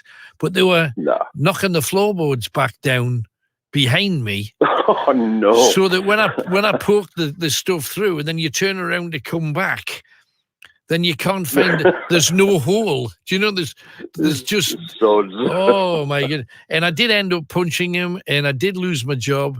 That was the end of because they left me there the whole day. Oh no, that's not funny. Like no, it was funny for 20 minutes, but after that it wore. Worst thing, yeah. No, I mean, there's a line between a laugh and, you know, going over the line sort of thing. Yeah. So I hit him. He broke me nose. Both of us the afternoon in E&E. End of a merry relationship right now. Hey, but lovely talking to you, Mark. Thank you very much for coming on. Great as always. You too, Alan. Thanks, man. Take care, mate. Bye-bye. Speak to you soon. Bye-bye. I think it's nice that people have that feel of loyalty and trust and all those things that I revere so much. But when it comes to trolls, honestly, hey, we know they exist. We know that they are lower than a snake's belly. We know they're cowards and all of the other things you might want to call them. Let them get on with it. Let them dance. Because the one thing I can guarantee you is I haven't seen any of them, nor will I ever see any of them. So it doesn't hit me. It doesn't affect me at all. I never see. I don't go there. It's not my thing. I've got people whose thing it is, and they say to me, what should we do? Should we deal with any of this? Cut them off, ban them. I don't care. I don't see them. Don't care. If it bothers you, ignore them, crack on, have a nice life. I always say to people, play nice. A lot of people are too stupid to actually see the benefits of being on the good side rather than the bad side. But hey, life's sweet. Karma comes round for those that take that path, and that's up to them. Let them have negative in their world. We don't want any. 0191 488 3188. Oh, blimey, I'm 5 minutes away from the fourth clue. Tantalising. We're nearly there. Andrew's with us, though, and he's in North Shields. Hello, Andrew. Hello, Alan. Hello, mate. What can we do for you tonight? Just when you said about a surprise, I got quite a surprise. You might say it was a shock, but I wasn't too alarmed. I was surprised. Right. What was it? I was allowed to go up into space again. Right. I've been 4 times on the planet in space. Right. Which planet? Twice on the moon and twice on Venus. Venus. Right. Okay. Yes. And I think it was my first time on Venus. I was expecting to see saffron ground. Mm-hmm. And it wasn't saffron. I can't remember what it was. It might have been orange now, but not saffron. Orange. Right. It might have been even blue, like the carpet outside the Laying Art Gallery. Okay. But it was crystal, whatever it was. I was looking at the crystal. Mm. Now, all my life I've had a habit of hanging my head down low and looking down. Uh-huh. I'm 6 foot tall and I look down. Right. Yeah. I've got specs and my specs hold on better when I bow my head. Right. Okay. But have you got a wart on your nose, Andrew? No. So how do your glasses hold on better when you go down? Does it slide off, won't it? They hang. Well, they hang, right. Head. Right, okay. Yeah. But on this occasion, I'd gone without sleep for about 4 years, I think. Right. Without a wink of sleep. And I was exhausted. I don't know if it was on this occasion. It might have been on the second occasion. I beg your pardon, on the second time I went to Venus. But anyway, I was on Venus. I was looking at the crystal ground. And I heard a voice in my head of a young woman. Mm-hmm. Because you're still in telepathic communication with the Earth. Right. So this wasn't a Venusian woman, then? No, I don't suppose so. Okay. And this young woman or girl said, "Look up," and I looked up. And then I heard another voice, another woman saying, "Satisfied." Right. Uh-huh. So when you looked up, what did you look up? I looked up in the sky. There's no stars. Right. But there was an iron ball above my head, low down in the sky. Uh-huh.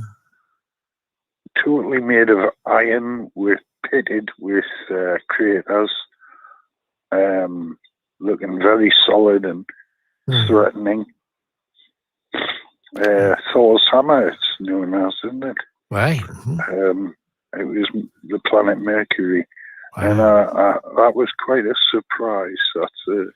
I think that's the biggest surprise you've had. So if you haven't slept for 4 years, I mean, I think if anybody doesn't sleep for 4 years, they would see Mercury and probably a few other planets as well, because you must. That's got to have an impact on you, because you need sleep to revive you and keep you mentally adroit. Isn't that the case? I wrote all the songs in this year's Smooth Top 500, and among the songs I wrote at the time when I was young was a song for what's the name of the group? Free. Right. And I met this guy from Free. Uh-huh. And he said I could go into space, go to Venus. Now, how could Free get you up to Venus, though? I mean, I know they use one or two strong drugs. Idea. Right, okay. Right. I have no idea, but they said I could go to the launch pad and go to Venus. Okay. So he's been on the show, on your show. Mm. I went to the launch pad, I went to Venus. I hadn't slept for 4 years. I'd been out of bed for 4 years, in fact. Aye. After 1 year, my head was on fire, torched. When someone said I was a saint, they'd calculated it had been a year. Right. After 2 years, I think I drowned or something. Not very. But did you always exciting. you came back from dead then on a couple of occasions? After 3 years, I couldn't breathe, and I went homeless. And I was homeless for 1.5 years. And in that 1.5 years, I slept twice. Right. So once was outside of Phoenix or something, Marks and Spencer's. Right. But so it's not just any sleep. I reckon I went 4 years without any sleep. 4 years out of bed, in fact, on the run without any sleep. Right. But when you eventually got some sleep, it wasn't just any sleep. It was Marks and Spencer's sleep then. Oh, it was, yes, it was Marks and Spencer's sleep. Right. I had to go there for the door. It had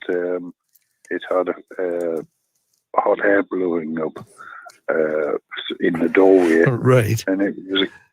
I'd get warm there in the morning. I'd stand in the hot air. I see. Right. Warm yourself up to get warm. Right. But I was homeless for 1.5 years when I was 12 years old. Right.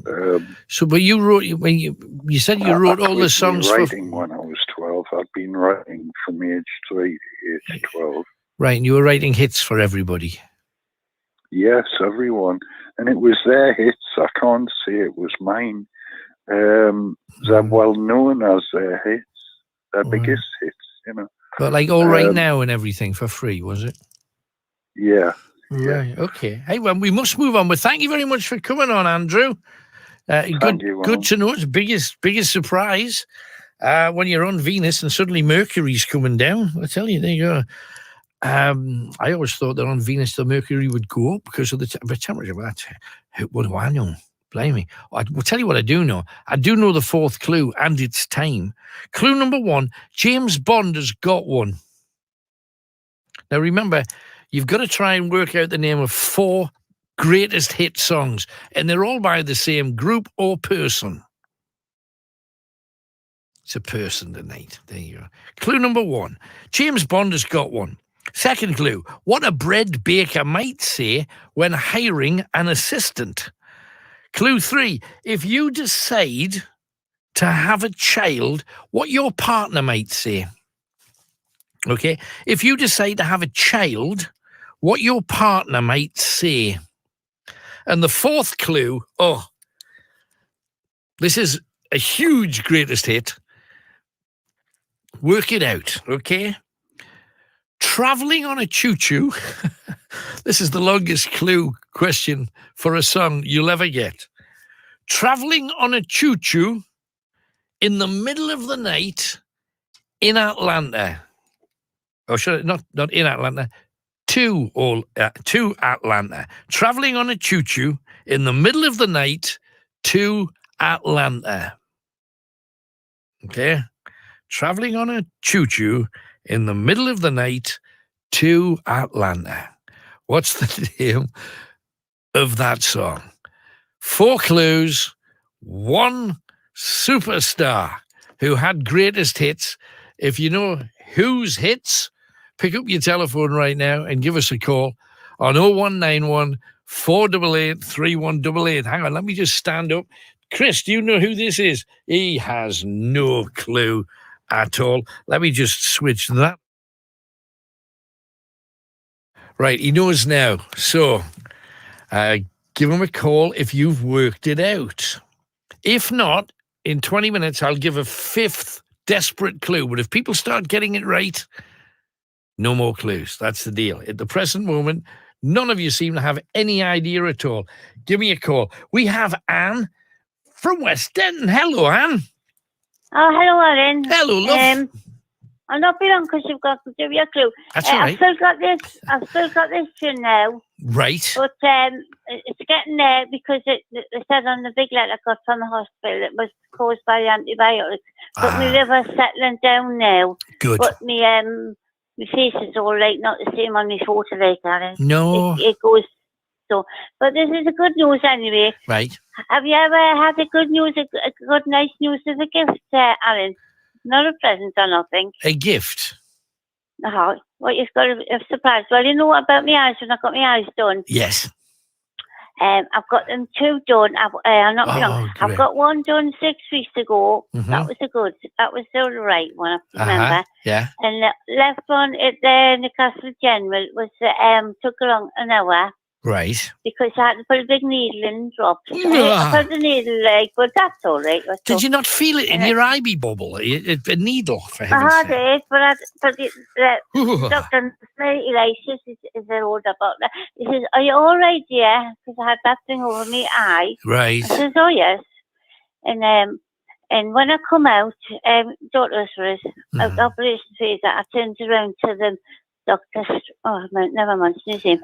And he says, I said, Doctor, I said, you've given me new life, thanks very much. And I was emotional. Yeah, no. When I was coming up the operation theatre, and he turned around and gave me a wave, and he goes done quicker. Right. Like this goes done quicker. And I thought this thing, I watched the telly, and I thought this young girl's blind. There, I thought, oh yeah. So I went on the telly, to put out my debit card to make a month, and because I've got my sight back, I thought, well, I'm going You've got to help somebody else. No, that's a lovely thing. Is your eyesight now like the $6 million man? Oh, I can see. When I come back, I can see the ugly faces to the family, but I was only joking. Right. No, it's great. So I've got my life back. I'm not going to do my cards, and I'm independent now. That's so fantastic. That is great news. I'm so proud of you. Well done. News, isn't it? I can't. Every day I wake up and I thank the doctors. Newcastle General they were from, and the nurse, I couldn't thank them enough. And when I was there, giving them a box of chocolates to them. Champion. That's lovely. So that is great. News, hey, no, well done, Anne. That's great news. Best news of the night. Well done.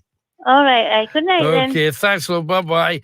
So there is Anne with all kinds of stuff. Now, we still want some more calls about I didn't see that coming, your biggest shock, your biggest surprise, and you've had a lot of them. Because you're worried about creepy crawlies, let me just tell you what to look out for then. Because there's a lot in your house. Oh, please, I don't want to hear this. There's bugs apparently on your toothbrush, little tiny bacteria and crawly things, and they can give you gingivitis, and they live in toothbrushes. And if somebody uses your toothbrush, they can pass on gingivitis to them too. Flannels, have you got a flannel? No, I don't use. My son actually uses one, but me and my husband don't. We just use the soap and hands and rubber hands, really. Well, about 20% of all flannels, if you don't wash them every day, can you imagine how many people wash their flannel every day? If you don't wash them every day, your flannel's crawling with stuff. Dishes in kitchens. Apparently, there's bugs live on the surface of washed plates, which is a scary thing.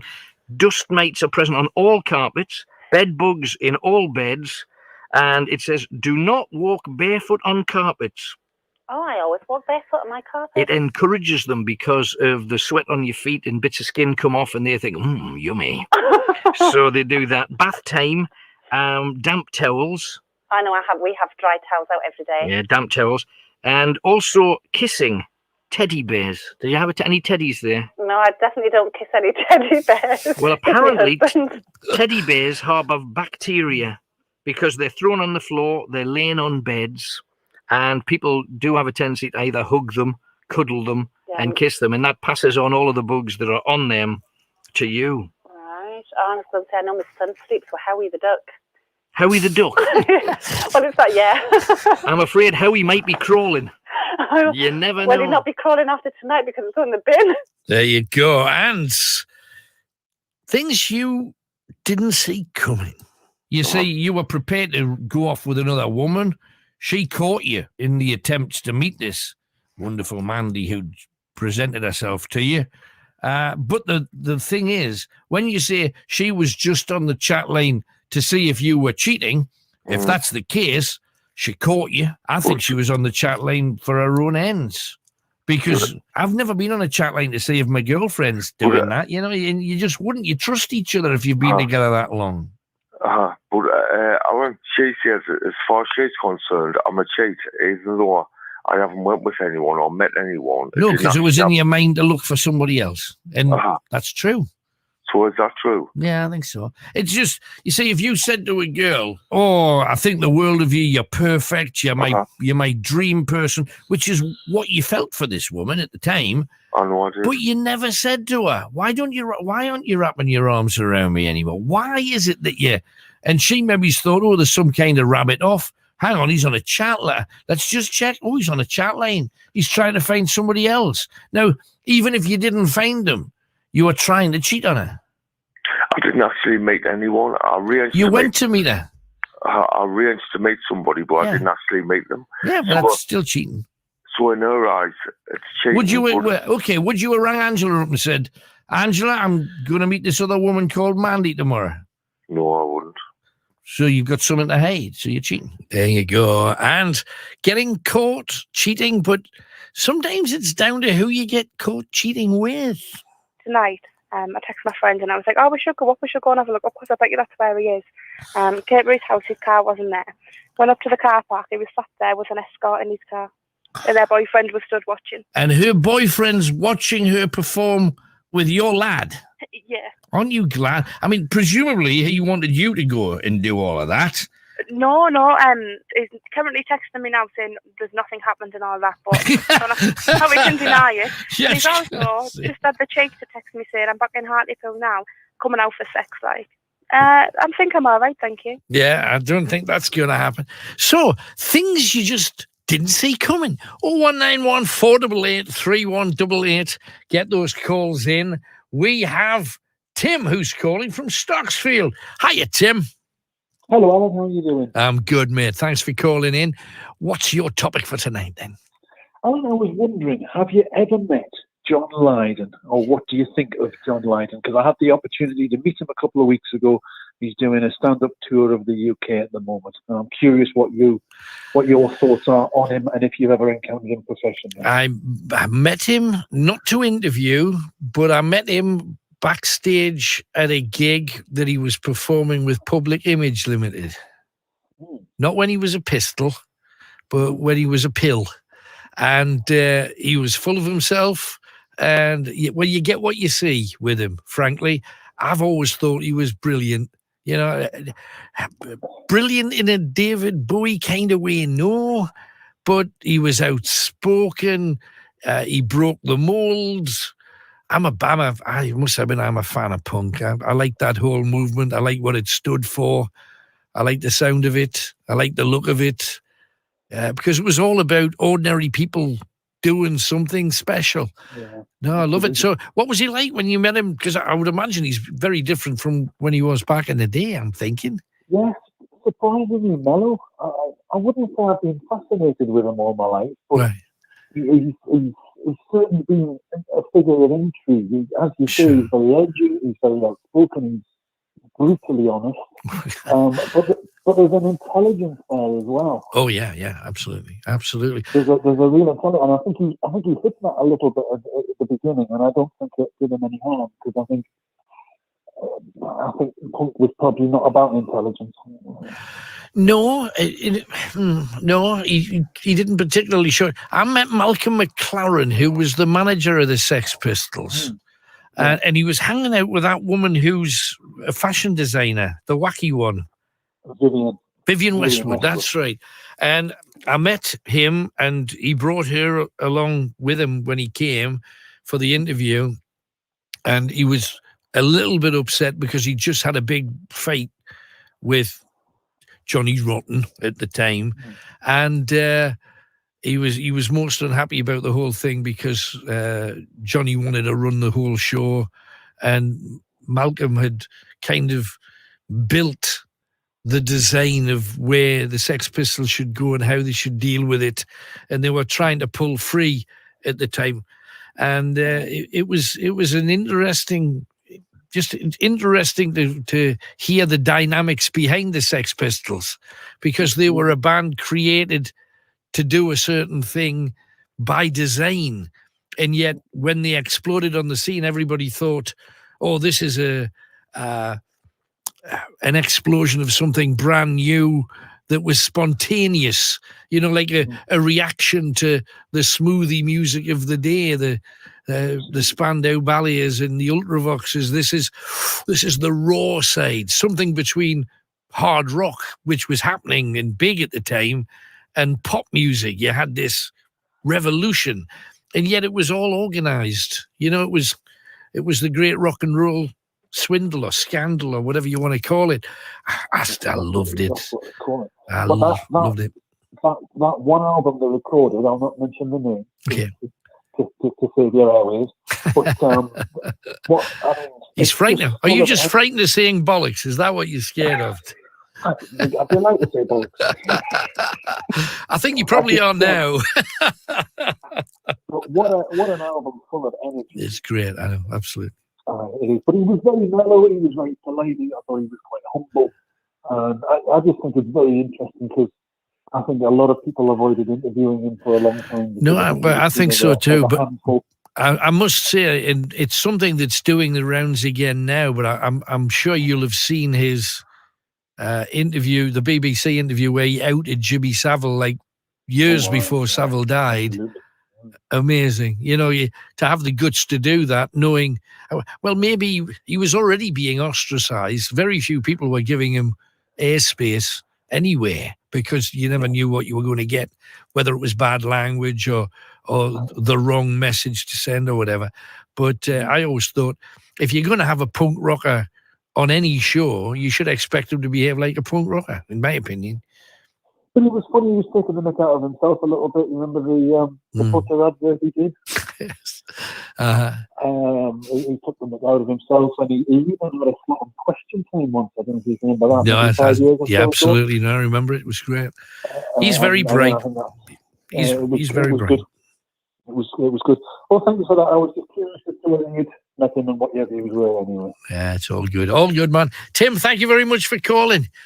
Nice to talk to you. Alan. And Alan, just before you go, yes. Thank you very much for Night Owl. I didn't last speak to you 35 years ago, but I first spoke to you about 35 years ago on Night Owl.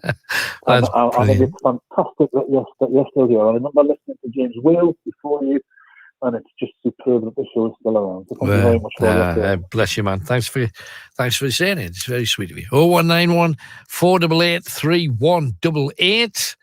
And I've been sent 2 spam notifications, and I'm presuming, I'm not even going to look who they're from.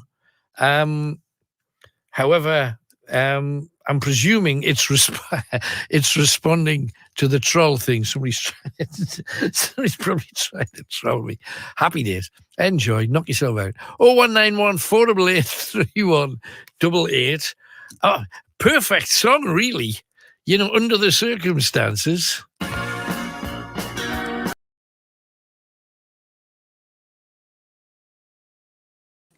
just going to leave it where it was. Yeah. The door's blocked off, maybe for a reason.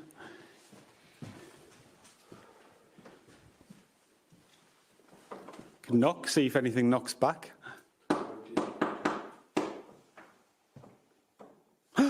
What the? Oh, that is ridiculous. Yes, wow. That is absolutely ridiculous. That was clear as day. Oh, now I've got shivers. I've got shivers now. You got to do it again. Wow. That nearly blew me out. I've got shivers.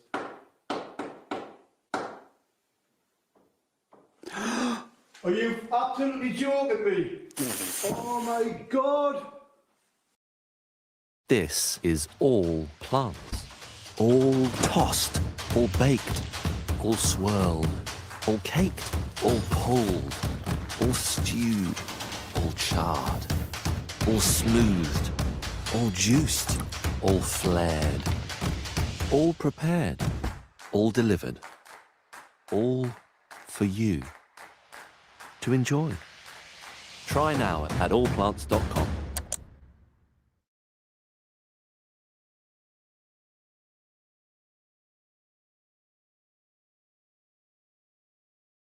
Are you one of 9 million EasyJet customers who could be set to receive up to £2,000 in compensation? On the 19th of May 2020, EasyJet announced that the personal data of up to 9 million customers had been exposed in a data breach.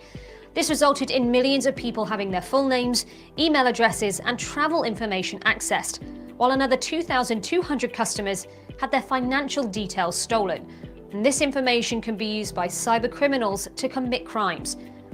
Thousands of EasyJet customers have already signed up to claim the compensation that they are due. And you can too, by clicking the link below. Here you can find out instantly whether you may be eligible to claim up to £2,000 in compensation. EasyJet became aware of the hack in January 2020, that waited 4 months to notify their customers that their data. And it's to me, I don't know about you, but it sounded as if it came from about the other side. It's definitely on the other side. I hope that picked up as loud as we could hear it. If there's anybody there, let us know. What? If there's anybody there, let us know. There's 2 looks there.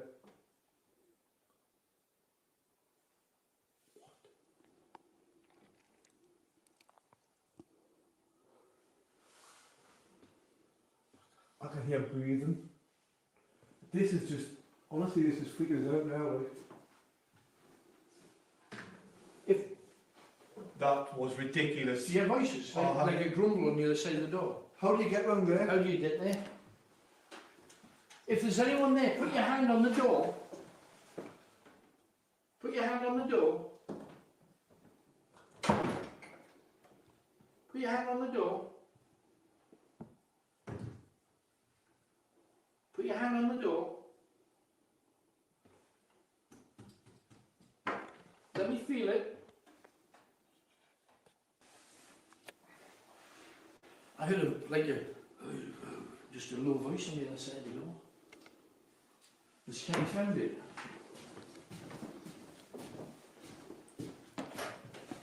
You found a way to it, Ken? Oh, where we are. It's back to start. We're back at the start again.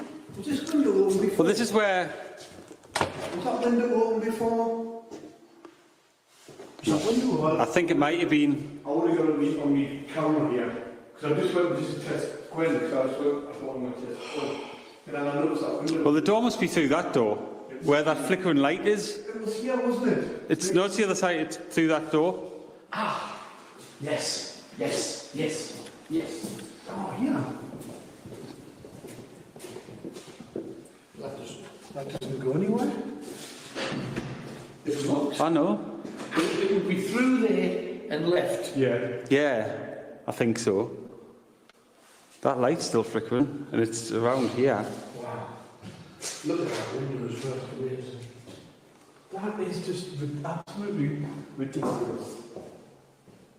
That's just. I'm going to say here, check this and see why it's doing that. You can't get in there, can you? No, he said some of the doors are locked, so. Should we not go to that place where? Should we not go to that place where we were downstairs? Because we. Yeah, well, there's loads of. I mean, we haven't even visited the other side of the castle. We haven't even touched the other side of the castle, and we've got the prison camp to go, and we've been here about an hour. I know. Unbelievable. I know. Let's keep going. Let's go back to that down bit where that pump is. That's left through that door and back through there. Oh, is it? Of course it is. I know what I'll do. I'll take where I'm in here. I'll take my rods. Because we haven't done much road. That was incredible. Maybe we should go back to in there, you know. So share, please. Night Owls with Alan Robson. What are we talking about next? You make the call. 0191 488 3188. Greatest Hits Radio. Now we got Matthew coming on very, very soon. But before that, just some more of those things that you just didn't see coming. Right, you're waiting for a kebab, and what happened?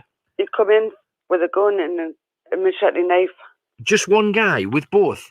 A gun and a machete. And what did you do? And he put a gun to my head, and I'm distressed.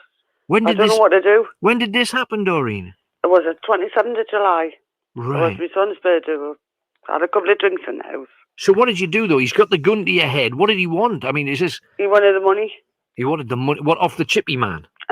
Right. Because I was going to say, obtaining a kebab with menaces. I just never heard of a crime like that. So they hold the gun to your head. They say, give us the money. I presume the guy did. No, he says I haven't got any money. I can't sleep at night. Yeah, I bet. And then, of course, when your bank account suddenly disappears. He's cleared a bank account out. Oh, no. Yes, she's cleared. Now, the thing with that is, the problem that comes with that is, if she gave him her PIN number, or if she gave him, like, a joint account access or whatever, then she'll never be able to do him for that money either. Which is a big problem. But I mean, she's distressed about it. I mean, she only found out because the bank actually phoned her up. But she's really distressed about it, and her brother's distressed about it as well. He's almost tearing his hair out. Not coping very well with it. So, I mean, what kind of money are we talking about? Is this like life savings? Yes, a life savings. Wow. We're talking thousands of pounds worth. How about that? You got to be so careful. Things you didn't see coming. Anyway, let's make sure we get Matthew on as well. Hello, Matthew. Hello, Alan. You all right? You all right, Walkid? How are you doing? Champion, thank you very much. What's your week been like then, Matthew? Well, my week's been good. I'm getting the Call of Duty Vanguard game on Thursday, and I'm playing the Battlefield game next Friday. So I'm going out with Ian on Wednesdays back this week because he was at his funeral last week. But you know what I mean? Right. Yep. So where you going? Do you know where you're going yet? I'm going down to Whitley Bay Beach. That's where I'm going this week. Great. That's lovely down there. I'm looking forward to it. Yeah, I'll have to wrap up. Get your gloves on and your woolly hat. I probably will. I'll probably put an Elvis on, Alan. I'll think of you when I'm listening to Elvis. It's a great artist. Yep. Yeah, let me be your good luck charm. That's free. You probably will. Yeah. And three more things I'm saying, Alan. Did you hear about the government saying at Christmas that we're going to have restrictions if we don't take the vaccine? You know what I mean? Yeah, if you don't have a booster, they want everybody to get boosted. Yes. Yeah. But it's better than having a lockdown, isn't it? Yeah. Well, I mean, that's what they're saying, and they just want everybody to get this thing to try and make sure that it doesn't come back again. I just think one of the best first steps they could have is to stop putting it on every news bulletin every single day. COVID, COVID, because I do think people have had enough. You know? Have they not fired Boris Johnson? Give Boris Johnson the sack. What do you think? I think they should give Boris Johnson the sack because he's not doing anything they're saying he cares about. We're seeing he's locking me down to care. I think they're doing it for money now, the government, I think. Ooh, right. Money, I think. Right. Do you think they're doing it for money, Alan? Well, I just think there's a bit of sleaze started, well, even more sleaze creeping in than we got at the beginning with the pork pies. You just can't trust politicians of any party. That's the thing. Yep. You can't trust anybody. You couldn't trust Mr. Cummins. You couldn't trust Boris Johnson. You can't trust anybody. I'll do my shout out in two more things. Go on then. Shout out to Ian. Shout out to Neil. Shout out to Julie and Stephanie. All right. I'm saying, Alan, I've been watching Emmerdale over there. It was sad. The woman Angie got killed. She got killed in the Winter Memorial, and her husband Jamie was hiding at a man's house, and my daughter Millie was saying, oh, I like living with Granny Kim's, but I'd rather live with my other Granny Hazel. And Hazel was saying, I got surprised, and there was a son, Jamie, come straight out. And I thought, oh, he came straight out. There's going to be trouble. Got to move on, though, Matthew. Thank you for calling. Good night, Alan. Thank you. Get you on. No problem. Take it easy. Bye-bye. Oh, my goodness. Got to hit you with a classic on the way out. And it really is a classic tonight. Enjoy.